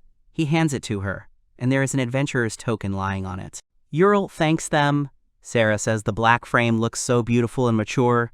Mew says Grandma has become an adventurer just like Mew. Toru apologizes to her for making her wait, since he was the one who invited her. Uriel tells him not to worry, since it wasn't Toru's fault. Marshika screams that she can't believe that Ms. Uriel didn't get a B rank. Shika tells her that she should get back to work right away. Toru says that they will conquer the Goblin Cave and catch up with her in no time, so he asks her to wait a little. She nods and says that she is much more patient than he thinks, so she will wait. Sarah tells her with a smile that everything will probably be ready in no time. Mu adds that if she is the one taking on the job, everything will go swimmingly. The next day, after registering with the guild, Toru and his party headed to the Goblin Cave. In order to reach rank E, they must defeat the Hobgoblin chieftain living deep within the cave and conquer it within 15 days. However, there is a reason why this will not be so easy. One of the features of the dungeon is that some types of minerals can be found in its walls. For this reason, when someone explores a goblin cave, they are accompanied by miners, and the squads are required to ensure their safety. Although the Goblin Cave only has about 3 underground levels, due to the constant flow of miasma, even if a hobgoblin is defeated, it will respawn within a couple of hours. Thus, the miners can only work during safe hours. They come to the Goblin Cave. Sarah asks Toru if it wouldn't be quicker to explore the cave while they're digging, and he replies that fighting is forbidden while mining crystals, as it could draw the miners in. They have no choice but to advance, alternating between fighting monsters and mining minerals. Toru tells the miners that they are going to explore the first level, so they should prepare themselves. One of the miners wonders if they will be safe with the squad that includes the child. Another one answers him, who knows, since the Adventurers Guild gave them permission, they can only wait. They pass through a dark, narrow cave. Sarah tells Thor that it is so dark that she cannot see anything. She wants to turn on the lantern. Thor tells her not to turn it on, or she will become a target for the hobgoblins. Sarah says that at this rate she can't even see where she's going. She bumps into something and makes a noise. Toru remembers something and says that she is using Mu's eyes, which are great at seeing in the dark. Mu confidently tells them to leave it to her. She uses her ability. The view opens up. Sarah is amazed and says that they can see even in complete darkness. She thinks Mu is incredible. Suddenly, a rock flies towards them, and Toru defends himself from it by holding his sword to it. He says they showed up quickly. He looks more closely and hears sounds, then tells the girls to follow him, keeping their distance. He steps forward, deflecting the rocks again and again. He sees 2 monsters jumping at him to attack. He takes both of their heads with one swing of his sword. Another goblin throws a rock. Toru defends himself by putting the dead body of another goblin in the way. He and the body walk straight at the goblin, piercing him with his sword. At this time, the miners are enjoying drinks. One says that they won't be back for a long time. He offers the others a snack. The second supports and laughs. Suddenly, Toru and the girls emerge from the cave. The miner asks them if they have already given up and returned. Toru replies that they are done, surprising the others. Toru tells the miners that they can go now that they have cleared the first level. They don't believe him and asks if it's true since it hasn't even been an hour. Toru shows them a handful of severed goblin ears. The miners stand there in shock, their mouths hanging open. The miner asks if it is safe now. Toru says it is, and that there shouldn't have been a single one left there. Sarah says with a smile that they did a great job of cleaning everything up. Mu says that she worked hard, so it's safe now. The head miner tells the others to get up and stop being lazy because it's time to work. Another one is indignant that this is despite the fact that he himself was talking about a snack a second ago. They all go into the cave together. Sarah notices something about Toru's sword and asks if his sword belt is sagging. Toru says that after all, he is quite old. She asks if he can't restore it. Toru explains that his restoration doesn't work on items not meant for combat. It can only restore weapons and armor that take direct hits. Sarah says that she understands now. Toru says that's great, and suggests that they clear the area of monsters while the miners dig there. He sees Mu doing something with rocks with the miners. Toru asks what she is doing with the miners taking a break. Sarah replies that Mu said that piling up rocks is fun, and that she has opened up to them completely. Toru calls Mu to the cave, and she tells him that she is tired of doing the same thing over and over again. Once the miners realized that Toru's squad, despite their appearance, was quite skilled, the number of miners began to increase day by day. A few days later, the number of miners increased to 20, and in case of an attack by monsters on the camp near the cave, a new squad was added as guards. This is Shisan and his group. He thanks Toru for working hard. Rikaru tells them to take care of each other. Hisoku and Alessia say hello, saying that it's been a while since they've seen each other. Sarah is happy and also says that they haven't seen each other for a long time. Toru says that from what he heard, they will be guarding them on their way home as well. Shisan says it's all thanks to Thor. Rikar asks if he suddenly found a lot of courage, or if he just stopped being afraid of everything. Hisoku tells Ricard that until recently all he could do was swing his sword like a madman, but now he has even learned to retreat. Ricard says that even Hisoku has learned to shoot a bow without posing. Alessia says that she has less of a burden as a healer now and can relax and watch the battle. Toru just smiles at their statements. Alessia remembers and says that they would like to ask Toru about something. Toru immediately thinks about mining ore. He replies that he doesn't mind because this time they gave up the mining rights. Everyone is happy, Mew too. Toru stops her and says that not her. Mew irritably says that she wants to dig too. Toru asks her if she always liked the holes so much. She replies that playing with rocks is fun, and if you hit a pile of rocks, it will start to fall apart. Toru concedes and says that when they are done clearing out the goblins, Toru will help her too, so Mew should be patient. She replies that she understands him and that it is a promise. After 5 days of exploring the cave, they have collected enough ore. One of the miners says that they will soon finish mining on the first level, and that it has been a long time since they were able to advance so quickly. To be honest, they did not expect anything special at first. The miner says that Sarah and Mew are so cute that anyone would be fooled. The other agrees with him, saying that he is absolutely right. Sarah blushes, and Mew is happy. Gather asks Toru if they are going to try to go to the second level tomorrow. He asks if it is okay that they are in such a hurry. Toru replies that they have more or less cleared the first level, so they will wait and see. The miner says it is good that they do their work quickly, but he does not want them to overwork themselves. The loggers told them how they saved them. He apologizes for doubting them. Toru exhales and says not to worry about it because he's already used to it. There are 10 days left until the deadline. Days left of the time to conquer the Goblin Cave. Ramo is happy to see them and says that they have returned and have done it quickly. Toru immediately apologizes for the rush. The girls greet Ramo as well. Ramo asks Toru that he is apparently doing well. Then he asks everyone if they want to try on the new clothes. They all change. Sarah asks if it suits her. Toru nods silently. Remo says that if it's too tight around the shoulders or under the arms, she can adjust the suit to her body using the drawstring at the chest. Sarah looks and asks if that's what he's talking about. Mu asks, pointing to the hat, what it is. He replies that it is a hat made of red hippopotamus skin. Mu is surprised. Ramo asks how she is, if she likes it. She answers that she has a slightly strange feeling, but she likes it. Mu immediately runs to show Sarah and Thor. Sarah touches her elbow and says how strange it feels because they are soft to the touch, but when you grab them, they become hard. Ramo says that they are made from the hump of an armored bear, an effect that is achieved by layering it. Ramo looks at them lovingly and says if only he had a wife and children.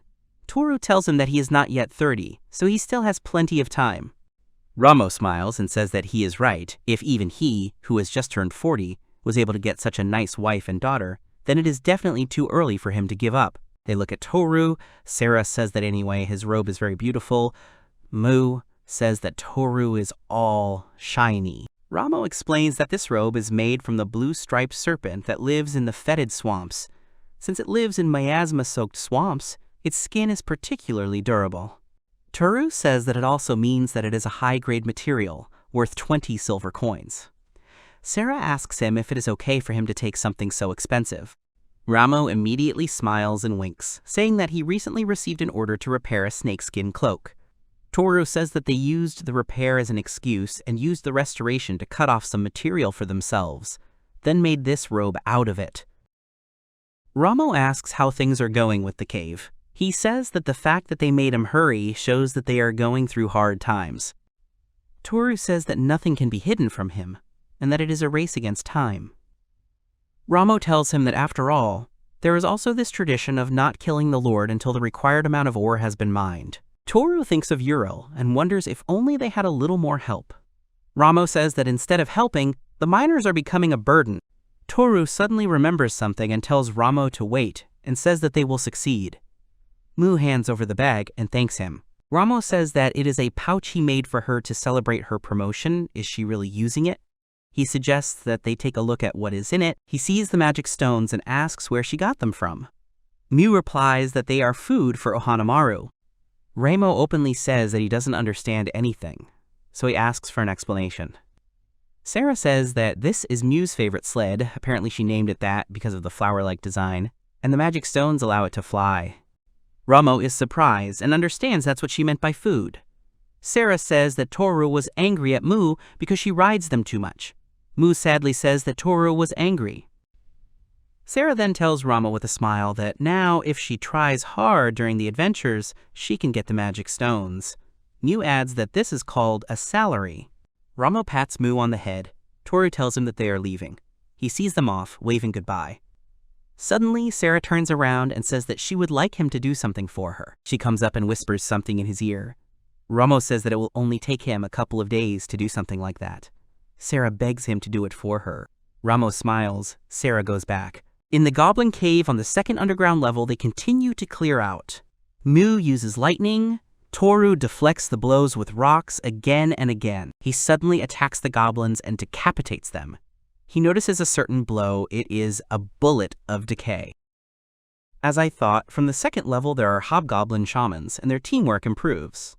He easily kills one shaman. Sarah asks what the spell is. Mu joins in. Toru replies that it's something like a skill monsters use. If you touch it, the same thing will happen to him. Mu takes Saru's gun and starts touching the smoke, saying it's fun. Her guns start melting. Sarah takes it and asks Toru if he is okay, if he was not affected by this strange thing. Toru tells him to look at his cloak and says that something like that for the skin of a snake living in a poisonous swamp means nothing. Sarah apologizes and says she should have stopped him. Toru tells her not to push herself so hard. Using the invocation on flying objects is very difficult. Besides, that's what the mantle was made for. Sarah thinks about it and then asks Toru if she can try something. Toru is surprised at first, then smiles. She points her weapon and uses her evocation on his cloak. Toru tries to cut the material with his knife, then says that it has become stronger. He wonders if this means that the skill has reversed the effect of the decay bullet that lowered her defense. Sarah asks how he can handle that, since he can continue using it now. Toru asks what else to continue using. This will be the key to defeating the Labyrinth Lord. Sarah is happy with these words, and Mu asks what other key, what it is, and is it tasty at all. They come out of the cave. The miners are worried and ask if they are sure everything is okay. He, of course, trusts them. Toru assures them that they will not cause them any problems. They will stop them all, so they don't have to worry. The miner says he understands, and that he will then use his authority and allow them to do so. It will also be to their advantage if they can do it faster, but he is surprised that they have come up with such a plan. Toru replies that the life of an adventurer makes such cunning a man's honor. He asks them to come in 30 minutes. The miner asks if they only need to reach the end of the first level. Toru replies that this is enough for the hobgoblin to react. Toru asks Sisan if he can rely on him if something happens. His group confidently replies that they can rely on them. They go into the cave. Rikuru wonders if everything will be okay with the old man. Hisoku asks him if he is worried. Rikuru asks if it's not crazy to use the fact that monsters are huddled together in the presence of a large number of people to draw the attention of the goblins on the second level. He adds that it won't take long and will make life easier for the old miner. But it means they'll have to fight everything at once. Hisoku laughs. Rikuru asks him irritably what he's doing. Hisoku says that to think that such a selfish person would start worrying about someone else. Half an hour later, Shisan shouts that it's time and that they're heading out. Rikuru says he's ready and determined.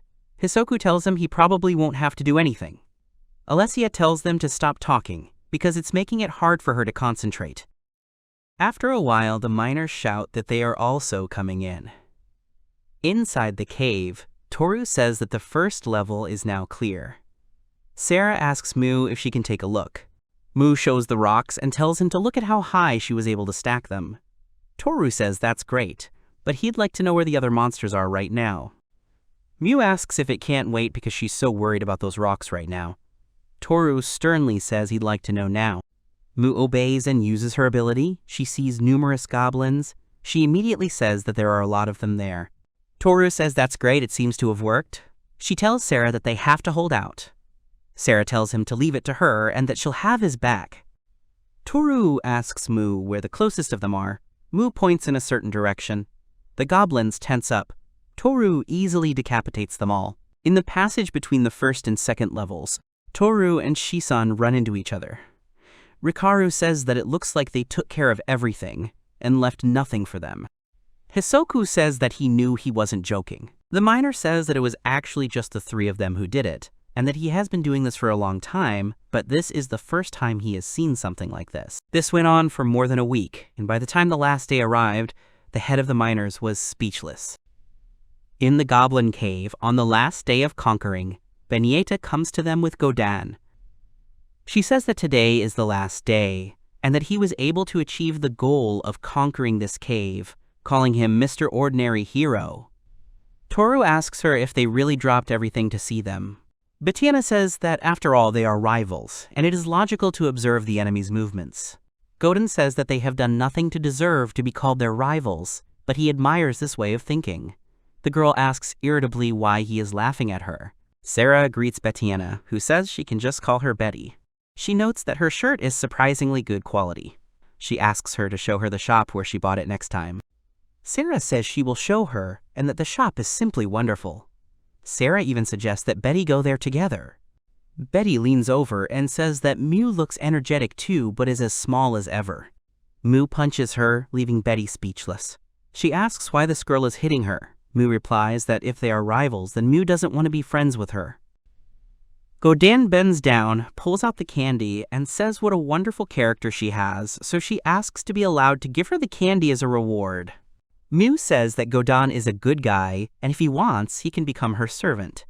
He says that such an idea is simply great. He asks if they can start by discussing the salary. Mu opens his bag of stones and asks if he means this. Godan says what amazing stones they are.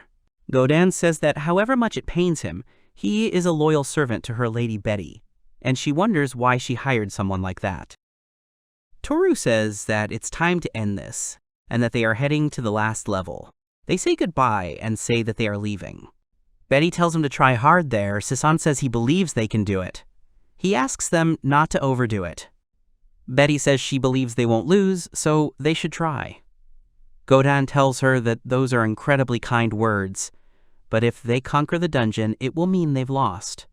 Betty just smiles and tells Godan that it will just mean they will have to challenge them again.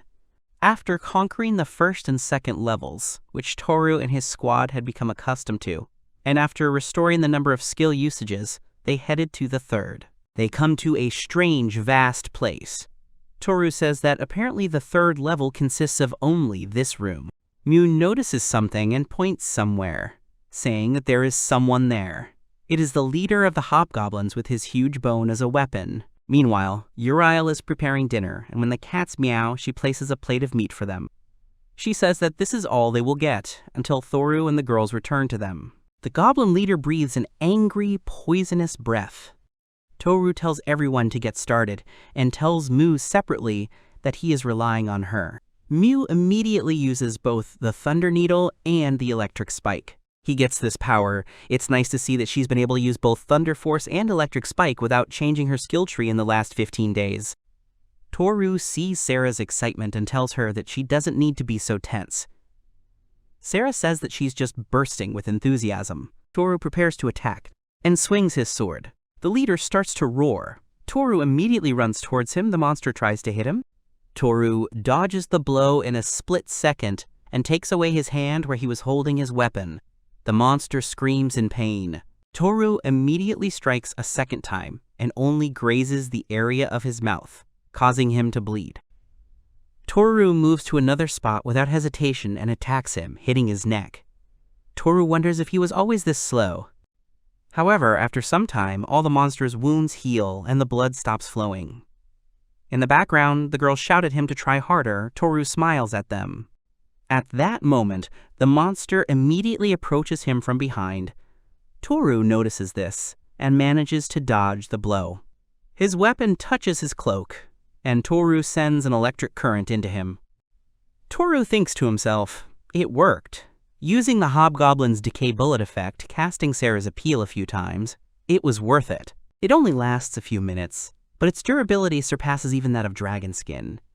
He raises his sword, which has the same effect. The monster growls in rage and begins to attack him again, but Toru first deprives him of his head, then deals several more blows, leaving him practically without limbs. The black hole that was in the middle of the cave suddenly changed to normal ground. Toru had heard that when the Lord of the Labyrinth died, the black hole would instantly disappear, but this was the first time he had seen such a thing. Girls run to Thor, exclaiming that he was so cool and that it was wonderful, even though Mu thought he would lose. They hug. Toru says that they are not finished yet, because as a prize for conquering the labyrinth, he should receive a skill fruit. He touches the ground. He sees the fruit of accelerated healing. Any damage or abnormalities of the owner's body will be healed faster. Toru thinks it's a bit weird since he already has recovery, but then he thinks it might be useful for healing minor wounds. Toru tells Mu and Sarah that it's great. He tells them to try touching it. Mu touches it. Toru sees physical enhancements, increasing the wearer's physical strength. Toru says that Mu's new skill is pretty good, she is happy, and says that she understands she has become stronger again. An adventurer's job doesn't always involve fighting monsters. Instead, they spend most of their time moving, so the leg enhancements are something to be thankful for. Sarah also touches. Toru sees anesthesia, which dulls the pain felt by the owner if it exceeds his pain threshold. Sarah asks how it works. Will it make the pain feel less? Toru replies that if he remembers correctly, it's the most dropped skill here, and it's very good for a vanguard. Adventurers are said to be able to withstand injuries that would normally cause them to pass out because they usually gain this skill the first time they conquer a dungeon. However, from what Toru has heard, it doesn't work on small wounds like scratches at all. This skill only works when it goes beyond a certain point. Sarah says that for some reason she feels like she got a useless skill. Mu brags that she got the perfect one for her. Toru only says that it all depends entirely on her luck. As far as he knows, there is only one skill in this place that is suitable for the vanguard, and unfortunately, none of them got it. Sarah notices something is wrong and asks if this is the end for them. Toru replies that it would be problematic if the ceiling suddenly collapsed on them after the black hole disappears. The dungeon disappears after about an hour. Then he remembers and asks Sarah if she could check if her skill appeal works. She points her weapon at the fruit and says that she doesn't think anything good can come of it. Toru thinks that he's not working on something that can't be considered an attack, and suggests that they all go back already. He steps onto the round ground where the black hole used to be and feels that it is unstable. He thinks that it is just like that time with the stone slab. He says that it is probably worth checking. He asks the girls to move away. Sarah moves away and calls Mu to follow her. He touches the ground and uses recovery. Everything starts shaking, Sarah screams. The leader's body parts start to regenerate and he comes back to life. Sarah immediately pushes Mu away from her. The monster pulls Sarah by the hair and pulls her towards him. Toru screams her name. He immediately remembers and thinks that everything is exactly like 9 years ago. Then he says that now everything is different and that he is not alone anymore. He gives the command to Mu, who immediately understands and uses the electric spike. The monster is electrocuted, which frees Sarah. The monster immediately reaches back towards Sarah, but she manages to use the appeal, which stops it, and the next second, Toru deprives it of its head. Toru asks Sarah if she is okay. She says she is, and that it is all thanks to Toru. Mu says that he showed up so quickly that he caught her off guard. Sarah apologizes to Mu for pushing her. Suddenly, Sarah says that when he pulled her hair, it didn't hurt that much. She assumes that it's because of the skill she learned. Toru says that's probably true, to which Sarah replies that she was very lucky then. Mu notices that another stone slab has appeared, which he tells Thor, who stands up, walks over, and places his hand again. He gains a physical enhancement skill like Mu. He says that the skill he gained before is still there, and that he has gained a new one. It seems that using recovery on the stone tablet causes the entire labyrinth to return to its pre-subjugation state. He tells the girls to try touching it too. Sora has received a boost in healing. Sarah is happy for her and says that it's great. Toru thinks that he has 6 more uses of recovery left for today. It's probably impossible to return everything to the state it was in just before the stone tablet appeared. If he wanted to pull off the Labyrinth Lord Resurrection trick, he needed to sharpen the blade as much as possible. Considering the danger of running into more goblins on the way back, they had 2 more tries. Toru suggests they try. Sarah asks if he's really going to do something, if he wants to remove the stone slab. Toru says that he wants to do it, so he asks Mew to use the electric spike and thunder needle, and for Sarah to stay close to Mew. The third time, Toru received pain relief, Mew received accelerated healing, and Sora received physical enhancement. On the fourth try, Toru and Sora received a boost in magic power, and Mew received pain relief. Toru says that this is great, and that now each of them has gained 4 skills. He suggests that they go back. Sarah asks Toru if they don't need his ear as proof. He replies that they don't, because the destruction of the dungeon itself is proof. Sarah says she understands, and that even though he is the master of the labyrinth, not a single magic stone has fallen from it. Mew tells him that she is hungry. Toru says that it's too early to relax because the exploration of the dungeon is not finished until they exit it. They come out of the cave, meet people, and they in turn start clapping loudly. They come up to them. As soon as they exit the cave itself collapses before everyone's eyes, leaving behind smoke and dust. At the evaluation desk, Anna tells Thor that he has returned safe and sound. She asks how it went. Toru replies that they somehow managed it, and that it was a tough 2 weeks with the time limit. Anna says that it's a great job. She asks the miner if he has confirmed that the dungeon has been conquered. He says that he has confirmed that the dungeon has completely disappeared and that these guys are real adventurers. The miner shakes his hand and says it was fun working with them and that he looks forward to watching them grow. Anna congratulates them again, hands them the board with new tokens, and asks them to take their tokens. They return home. Sarah sees Uriel standing on the porch and shouting that this is their mistress. They all walk through the city together. Uriel asks if she can really come with them since she didn't participate in the conquest. Toru tells her that, of course she can, and that they called it a celebration for her promotion, but it's also a welcoming party for her. Mew happily asks if there will be a feast. Sarah is also happy. Toru only remains mysteriously silent, not answering the question. They approach Choi's establishment. Sarah asks if this is the place. They go in and are immediately greeted warmly. Dadan says that they have finally arrived, and they have already started. Sako sits next to him and says nothing. Toru thanks them for the invitation. Uriel apologizes for keeping them waiting. Dadan, with red cheeks, says that everything is fine and asks them to sit here. Dadan points to a chair and says Sarah can sit here. She says there is only 1 chair left. Mew says she is too small.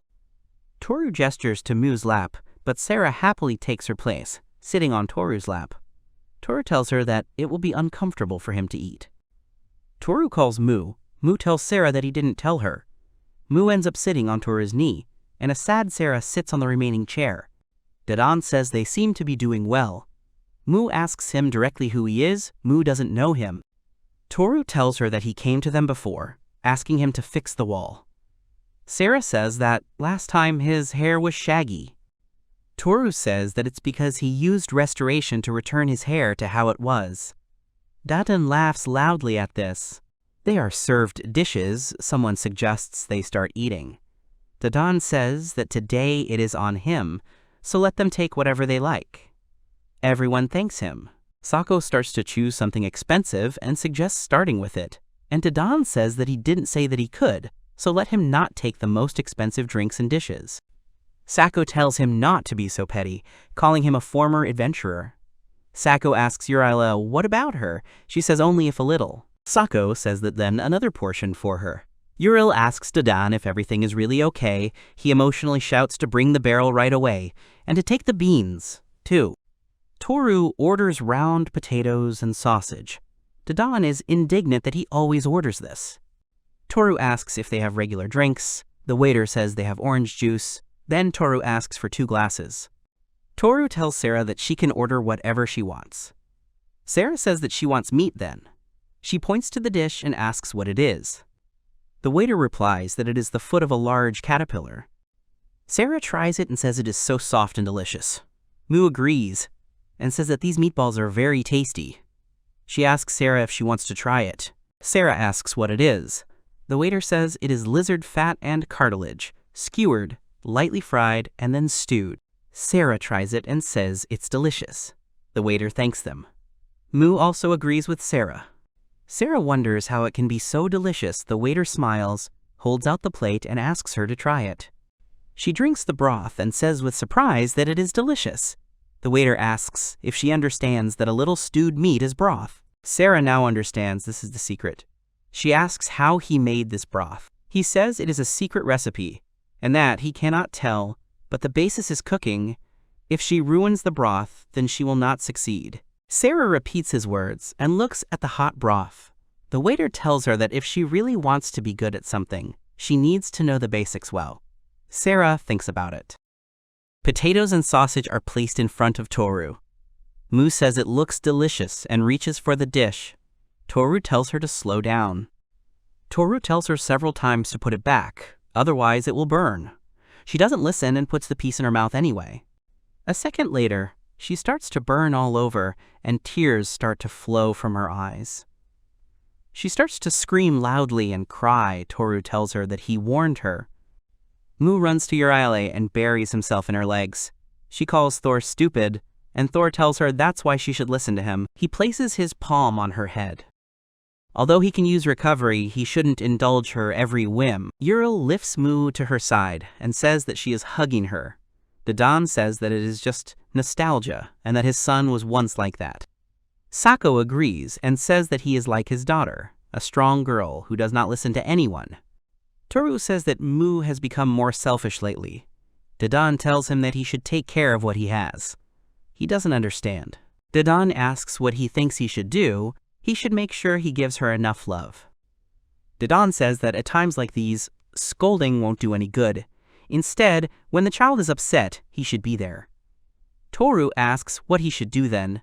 Dadan says that it's okay, because selfishness is the other side of the motivational coin, so let her let it all out. Let her take her time and listen to what she has to say. Uriel says that this is really good advice. Dadan blushes as much as he can and says that he feels young again when such a beauty tells him that. Sarah comes up with something and tells her to look at something. Mu tells her that she is not here. Sarah points and asks her to look at Mr. Mu's chest. Mu opens her eyes and sees the badge. She immediately screams, which sounds like Ohanamaru. She asks him if he likes flowers too. Dadan replies that he's not sure, but he definitely doesn't hate them. Toru muses that this is no ordinary flower. The master obtained it by killing the boss of the labyrinth sleeping on the lowest level. It is the comb left behind by the multi-headed snake. Mu says that Dadan is Mr. Flower. He replies that he doesn't quite understand what she's talking about, but he's glad that her mood is back to normal. Dadan strokes her head and tells her what a cheerful child she is. Sako says that the flower grandfather is just right for her. Dadan tells him that he actually has a nickname too. Then Mu shouts that Sako has military eyes. Dadan laughs loudly and says that the formidable Sako, known for his seriousness and stern fighting style, is so spoiled. Sako says that anyone who works hard has no time to sleep. Mu says it's hard, and she works too, so she knows. Sako says it's because only those who can do it can do it. Mu says she can and that she works hard and stacks the stones. Everyone laughs. Toru thanks Sarah and says she was a great distraction. Sarah tells him what she was thinking. Suddenly, she tells him that she will make a great broth. He awkwardly says that he is not sure he understood her correctly, but he wishes her luck. At the Adventurers Guild, Dadan says that, as he thought, the numbers don't match the calculations. Sako adds that this is especially true of the Rainstones. Taro and the girls come to them. Mu shouts that they haven't seen him since yesterday evening. Dadan asks if they are really going to new hunting grounds. He sees Uriel and says with a red face that it suits her very well. Even Sako behind him is frozen in shock. Uriel thanks her. Mu asks the flower mister to bend down. Dadan bends down and Mu grabs him by the beard. Dadan does not react and continues to discuss whether Sako knows the location of the magic crystals. Sako says that no evidence was brought to their healing temple. Most likely it was taken to another city and left there. Dadan says that this means that the wind user is involved. Mu is having fun and hangs on Dadan's beard. The other adventurers pass by in surprise. Mu suddenly lowers his beard. Sako catches it and says that his hand slipped and that he is holding it. Mu thanks him, calling him Sleepy Mister. The soldiers standing behind him freeze in shock, their mouths open. Someone wants to prevent this, but Sako gives the command that this should not be done. Dadan tells Sako that he then awaits his report. Mu tells him that they will see the flower mister. Dadan pats her on the head and says that they will definitely see each other again. He leaves, patting Toru on the shoulder as he goes. Sako tells Toru that he has finally reached E rank. He reminds him that the non-interference period ends in 5 months. He asks if that is enough time. Toru comes over and takes Mu from his arms. Sako tells Toru to be careful because the next hunting grounds won't be so easy to handle. After some time, all 4 of them, including Uriel, ride out in a cart at high speed. Mu is sleeping on Uriel's lap. Uriel says that Mu was so excited when they first left, and now she's sleeping like a log. Sarah tells Toru that she is bored. Toru tells her that he will be on guard so that they can sleep. The seats on top of the wagon are cheaper and have a great view, but they need to be on guard because goblins may appear from the forest. Sarah says she wants to talk to Toru, who replies that as adventurers, they should rest whenever possible. Uriel tells Thor that he can sleep too because her other leg is free. Thor first lays his head on her leg. Then he gets up, thanks her, and says maybe next time. Sarah tells him he can sleep with her then. Toru thanks her, but says that it would be better if she lay down next to him. Sarah is surprised by such a proposal. Uriel watches them with a smile and calm. Red Sarah says that she will wait until they are alone, so that no one will disturb them.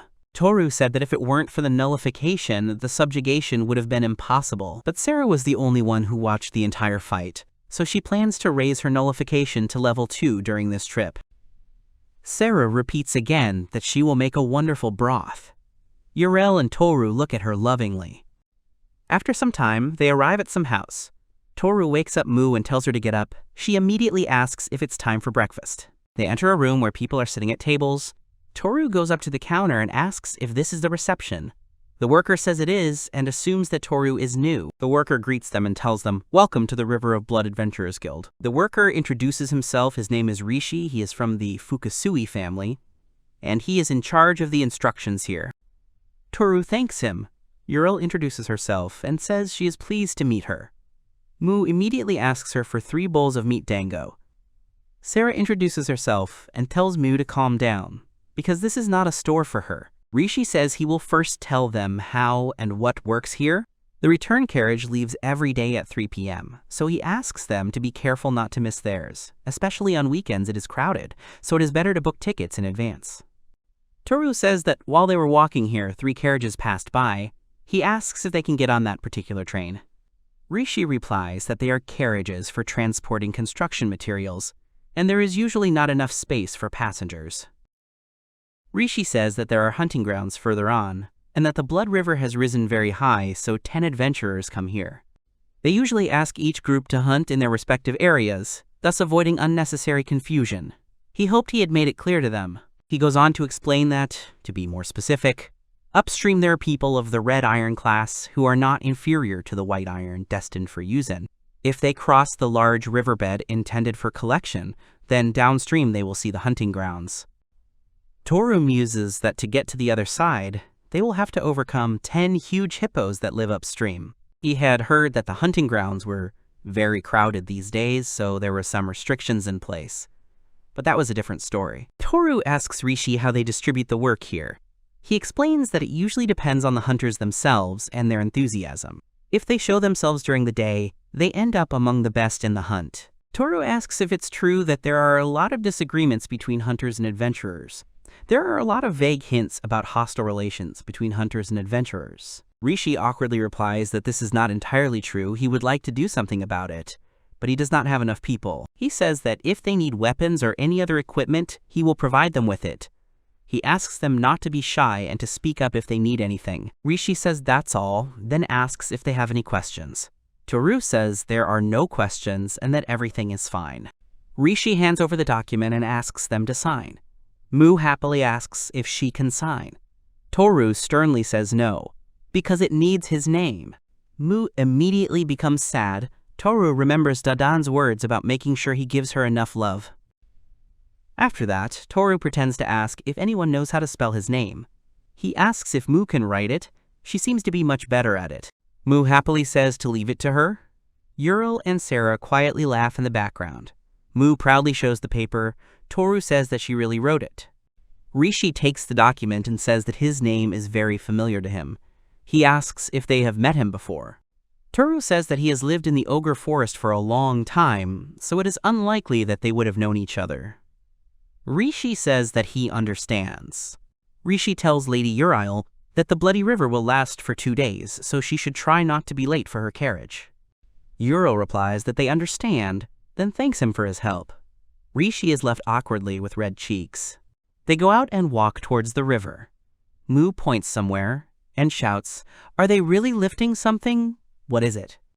There are many people with bags collecting something. Toru says it looks like they are searching for precious stones. He says that the sand here seems to contain red iron.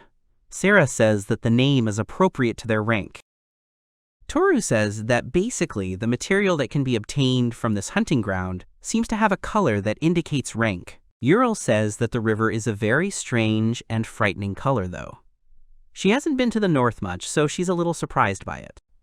Mu asks if she is not beautiful, and that she has such a beautiful color. Sarah says that she thinks it is not worth swimming in this river, because who knows what could happen to the body? Toru says that she is right, they do not know what is in it, so she tells them not to drink and to be careful. It is also quite resistant to corrosion. If you soak wood or iron, it will rot or rust in a few days. No ships cross this river, which is why it is so quiet. They walk along the bank, pulling Mu on a sled. She sees tents and asks Toru what they are. He replies that these are adventurers' tents and that they can stay and rest here. Inside the tent, people also notice them. One asks if this is the same man who was in the forest then. The second says that he looks very much like him. It seems that it was he who defeated Roussel and went to the temple. The other agrees and says that according to rumors he is very strong and can lay waste to a crowd of warriors, and it would be a shame to be defeated by such an old man.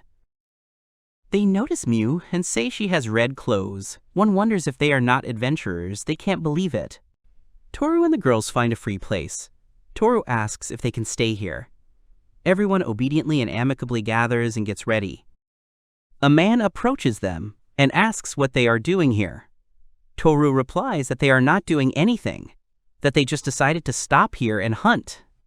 The man tells them that the place is already occupied. Toru then apologizes and says that he didn't know it was already taken since he didn't see anything. The man tells them to ask if there are any tents available nearby, although almost all of them are empty. Toru says that he just thought that this place was very nice because it was located next to the branch. The man then tells them to follow him. After 10 minutes, they are all walking along the shore. Toru admits that there are very large distances between the tents here. They approach a tent. Toru asks one if they can hunt here. The man does not answer and only points to a sign with a cross. Toru asks, so it's not possible. The man says that if he wants to die, then please. Toru asks what he means. The woman says with a smile that it is dangerous to go there in the rain. Toru says that perhaps it really could be dangerous because of the large amount of precipitation. Toru tells the girls that they should move on. Mu is fast asleep on the sled. Sarah says that they need to find a place to spend the night. Toru is choking hard. Toru looks around and sees Uriel not looking quite cheerful. He asks if she is okay. She hesitantly says she is. Toru suggests taking a break.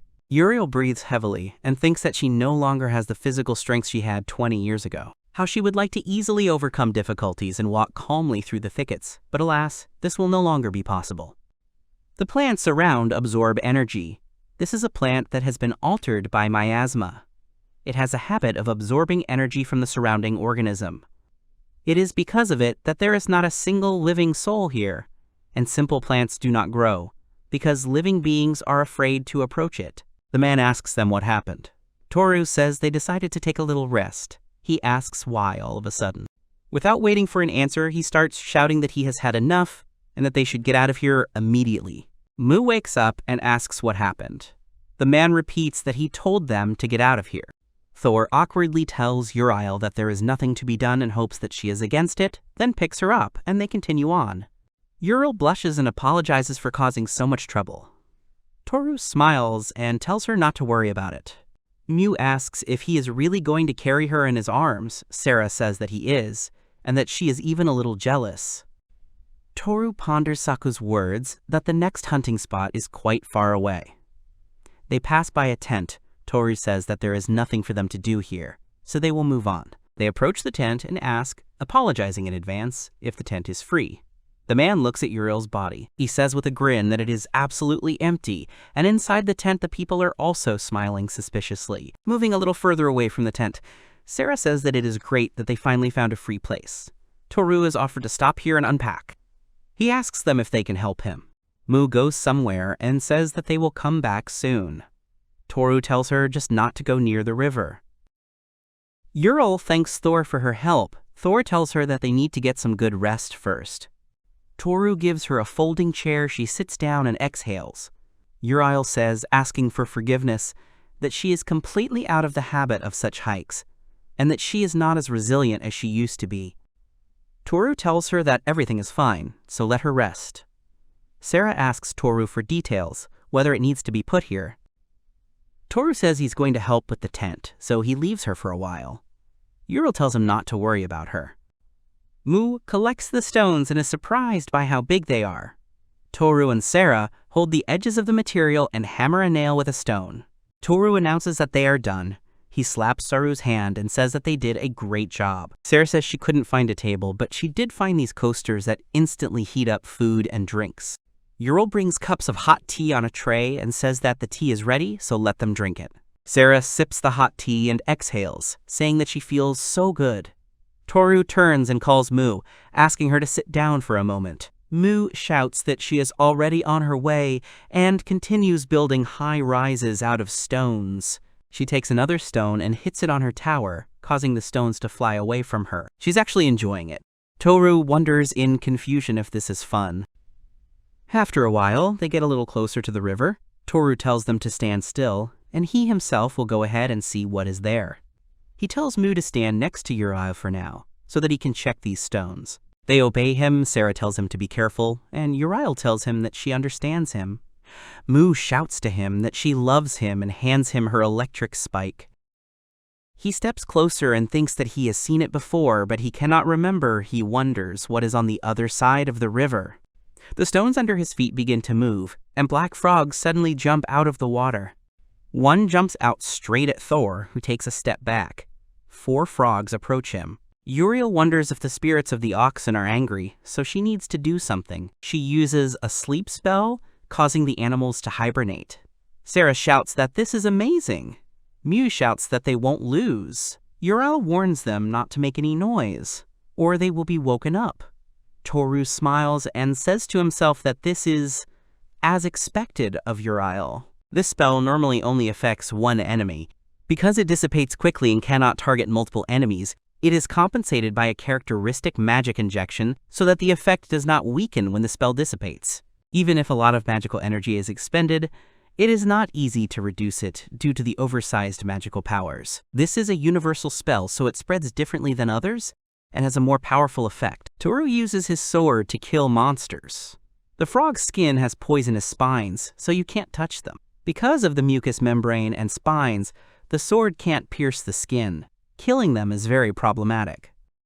He's about to kill the last one, thinking how good it is that they can't move. Then an arrow flies towards him and hits his sword. The arrow is reflected and sticks into the ground. Toru turns around and sees his neighbor. Toru takes out his arrows and asks what he plans to do. He snidely asks if he's talking about his arrow. He smiles and says he's sorry he missed. He asks for it to be returned to him, as he thinks there isn't even a scratch on it. Toru tells him to be more careful next time. He rudely replies that he is talking too much and tells him to give it back quickly. Toru holds out the arrow. The man holds it, but Toru himself does not let go of it. The man's hand even begins to tremble. He panics and tells him to let go of the arrow already. His other 2 comrades say the same thing, that he should let go now, and that they can deal with him quickly as soon as they are given the command. In the background, Sarah screams at him not to let himself be hurt, and Mu asks him to try. Toru simply releases the arrow, and they return in anger. Toru comes to the girls and says that it is not safe here, so they better change their place. The 3 of them are still going strong. One points out that they are heading in that direction. The archer takes out his arrow, places it in his bow, and begins to aim. While Toru and the girls are chatting quietly, suddenly the bowstring breaks, hitting the man right in the face. Sarah turns around to see him kneeling in pain. Toru looks at his hand and says that he told him to be careful next time. If you look, you can see blood flowing down the river. Uriel casts her spell on the frogs again. They suddenly fall asleep, and Thorpity comes to them and finishes the job. Behind them stands Sarah and Mew. Toru and his team took up position on an empty riverbank, further downstream from where they had been surrounded by archers. While Toru was swinging his sword at the frog, a huge fish suddenly jumped out of the water. It opened its mouth, from which a large stream of liquid with unusual bubbles flew towards him. Toru reacts immediately and steps back, but the liquid still flies towards her. Toru lifts her cloak to her face and protects herself from the poison. At this moment, the fish releases this liquid to the girls. They get scared and panic, but Sarah uses her appeal in time, which redirects this poison back down. The liquid hits the frogs that haven't been killed yet. They fall asleep and start croaking one by one. Here, Uriel steps in again and casts a fog block, causing frost. Everything around her is in smoke, then this smoke is directed back to the frogs. They suddenly freeze. They are alive and understand what is happening, but they can do nothing. This is evident from their slight trembling. Toru swings his sword, but at that moment, the frogs begin to move. They return towards the river. Toru tries to catch up with them, but the fish comes out of the water again. The fish shoots poison at them again. Toru dodges. Falling on his back, Hell hits the ground, causing rocks to scatter. As Toru stands up, the poison flies towards him. He freezes in shock, not knowing what to do. Then, Sarah saves him by using her transformation. She does not allow the poison to penetrate further, and reflects it back into the river. The frogs at this time quickly jump into the river. Sarah screams that they have escaped after all. She cries out in frustration to that fish to stop bothering them. A pleased Mu says that they ran away because they were afraid of her. A disappointed Uriel says that perhaps they should have frozen them better. At this point, Sarah apologizes to Toru, saying that if she could stop them, they would never come back. Toru smiles and tells her not to worry, and that it is not her fault. Sarah is really sad about this. At this time, Toru goes to one of the dead frogs and cuts out its tongue. Mu asks him if he cut out her tongue. He answers, holding up the tongue, that it is proof of his defeat. He tells Mu to be careful, because it is poisonous. His knife has become dull from contact with his tongue, cracks have appeared on it, and it begins to melt before his eyes. But with the help of restoration, he easily returns it to its original form. Toru returns to the river. He thought that the further downstream they were, the more room there would be to hunt. Toru says, while they are all relaxing and drinking hot tea, that it seems like the monsters have only become fewer. He thinks that the only one in a good mood is Mu, who is busy laying out the items. Toru says that trying to do something with this frog is certainly troublesome. Uriel sips his tea and says that the atmosphere here is so pleasant. Mu runs up to Toru and hugs her around the neck. Toru continues holding his cup of tea and tells her to be careful. Sarah sees this, gets up from her chair, leaving her cup of tea, and runs to hug him too. Uriel says that he sees that he is a good person. Sarah tells her that it is enough to hug Thor a little to lift her spirits, as if all the problems immediately disappear. Sarah asks Uriel what about her. Uriel thinks for a moment, because she says that she thinks this is a good way. She moves the chair closer to Thor and hugs him from the side next to Mu. They catch the calm and close their eyes. Suddenly, Mu says that Toru looks gloomy. She asks him if something happened. Toru takes a sip of tea and tells her not to worry, because all men have that expression. Mu says happily, maybe it's because Mu is too cute. Toru agrees with a smile, which makes Mu smile even wider and happier. They all sit there hugging each other. Toru asks them if they think they should change their hunting grounds. Uriel opens her eyes and says that she thinks everything is fine here too. Sarah adds that because of these fish, they don't even fit. Toru says that it's not that he can't handle their attacks, he's just afraid he'll wake them up again. Sarah pulls away and asks if that's going to happen, why not just put them back to sleep? Uriel closes his eyes again and replies that these creatures are quite interesting, clinging to Thor. She looks at the river and says that it is a powerful water-based magic, although it does have its weaknesses. She says that if you use multiple of the same attack on each, the effect of their magic will be reduced. Toru thinks and asks Avril if this means that it causes resistance in monsters. Avril smiles and says that it is true. Excited, Mu asks Toru if he wants her to go and do it. Toru stipulates that only if she learns to swim really well. Sarah is worried and tells Mu that she needs to practice more. She replies that it is good that she will try. Toru brings a cup of hot tea to his mouth and says that they need to sit and wait here. All the girls are still sitting with him in their arms. Uriel says that she is not in the best shape right now, so she thinks that the best solution is to rest. Mu asks Toru if dinner isn't ready yet. Toru hangs his head down as if annoyed. Sarah doesn't understand him and asks what's wrong. Then Toru turns his head and shouts how long they will sit there and stare at them. The man in the middle clicks his tongue and says he noticed them. The guy on the side is indignant, saying he told them not to stick their heads out too early. That guy replies that he was just wondering when they would start. The third guy smiles and says that there's nothing he can do about it, and that he's never seen such beauty before. The first one says again that he prefers more modest and sweet girls. The third one objects, saying that no, because the most important thing is charm and seriousness. The first one doesn't understand, and asks if beauty isn't in a small and unnoticeable form. The third one continues to argue that something completely different is important. They even start to fight. Toru is really annoyed by this. He clenches his teeth. The guy in the middle separates them and apologizes to Toru for disturbing them and asks them to continue. Toru yells at him to shut up with great anger. They begin to introduce themselves.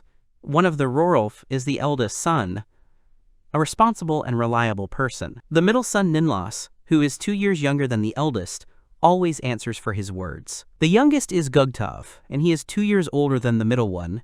He is very attentive, unlike his brothers. The elders hit him on the head, asking what he said. They start fighting among themselves again. Uriel asks them if they want to have some tea. Toru gets angry and asks Uriel why she is inviting them. Those brothers immediately calm down and say that they would be happy to drink tea, awkwardly scratching the back of their heads. They end up all together in a circle drinking tea. Toru starts asking something. One of them asks what he's going to ask. Toru asks with irritation what they are doing here. The middle one thinks and asks in return why Toru is asking about this. The elder one answers that he personally looked at beautiful girls. The younger one tells him that it is somehow not very good, and shouldn't he have said that he just wanted to check if it was him or not. The elder seems to remember something and starts saying that it seems they haven't been here before, so he thought he could help them. In the background, Mu is sitting on Sarah's lap, unhappy that someone is drinking from her cup. Toru asks how long they have been hunting here. The middle one says it has been more than 2 years, and that he is tired of looking at this terrible red water. Toru says that they seem to be his neighbors, but he didn't see them on the way here. The middle one replies that it's because they were a little further down the river, and that the bank there is much larger. Toru asks, what about the prey then? He replies that there is none at all, and that downstream it is all the same. Toru then asks why they don't go the other way. The middle one, with a sad face, says that they can't go there because they don't have money. He tells them that for people like them to get to that place, they have to pay a huge amount of money. Toru asks them to tell him more about it. He agrees, and suggests that the Bloody River's spoils be roughly divided into 3 main categories. The upper reaches are the most fertile, full of rampaging hippos, red-finned crabs, and other monsters that provide income in the form of materials and points. But as he said, it is popular, so it is not so easy to get there. The next is the middle course, where they have already been. You can see red poison frogs there, but when it rains you might see others too. Toru asks what the sign with the black cross mark is on the way here. He says that's what he was talking about. If they hunted there, they would have problems. He talks about the lower reaches, where they are now.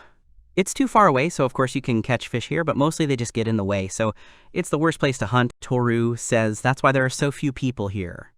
Totu says it's better to wait until the middle reaches open up than to hunt here. He says that although there is more game there, it is still not very suitable for hunting because there is a lot of competition. Toru says that if you think about it, he was kicked out of there for just standing there when Uriel got sick. He suggests that they probably thought they were going to rob them. Toru asks why they would think that. He replies that many pretend to pass by and then grab the prey and run away. He says that they were almost deceived, so that the neighbors will consider them the main threat, and it will be everywhere. But even if they hunt in the middle reaches, they will have to rise to leave this river. Toru asks again, is this serious? He says that this is true, and that there is one faction. These factions take part of the spoils, monopolizing the profit depending on their belonging to one race or another. Toru asks if he himself is not one of them. He replies that if that were the case, they would not be here anymore. His brothers support him.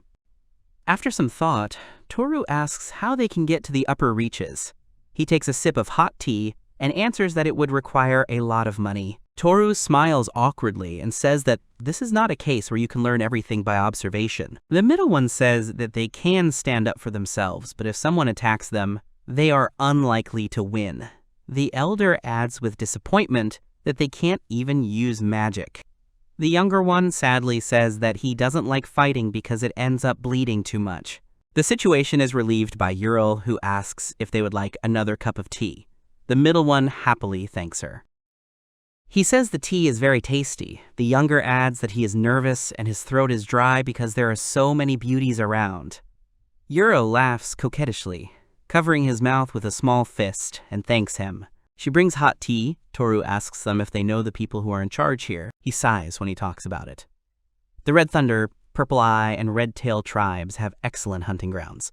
They contain almost half of all the river hippos. In fact, they themselves are one of the Purple Eyes, which is why they were invited here, but the head of the Dodero tribe is a very unpleasant person, in his opinion. Toru is indignant. Why is no one saying anything about this? He replies that there are rumors that the rebels simply ended up drowning in the river. There is silence as Toru remembers Rishi's worried face when he asked him about the conflicts. He continues his story and says that the people in black suits are now doing whatever they want. They are from the Adventurer's Security Department. Toru then asks what happens next. The brothers didn't even understand him and asked what he wanted to say. Toru asks they're not going to continue this now. The middle guy smiles and says that Toru is no slouch. He says that they have a plan. The older one says he bets they would all drown in tears if they brought it to life. The younger one says he's not ready yet. The eldest awkwardly asks Toru to forget about it, who simply agrees. The middle brother says he can teach them some tricks, but first he asks to give him a break. He asks them if their problem with the frogs is because the fish are in the way. Mew says that it is, and Sarah adds that it is difficult to deal with. He says that it is very easy to solve. Sarah asks how. Should they drag the frogs away from the river? He says that the further they are from the shore, the less likely the fish are to notice them, and the less likely they are to be hit by water bombs. Then Sarah adds that it's not that simple, because frogs don't go back to the river at all. Sarah immediately gives in, and the brothers say that it will be so simple that they will be shocked. They offer to demonstrate it to them with a smile and a thumbs up.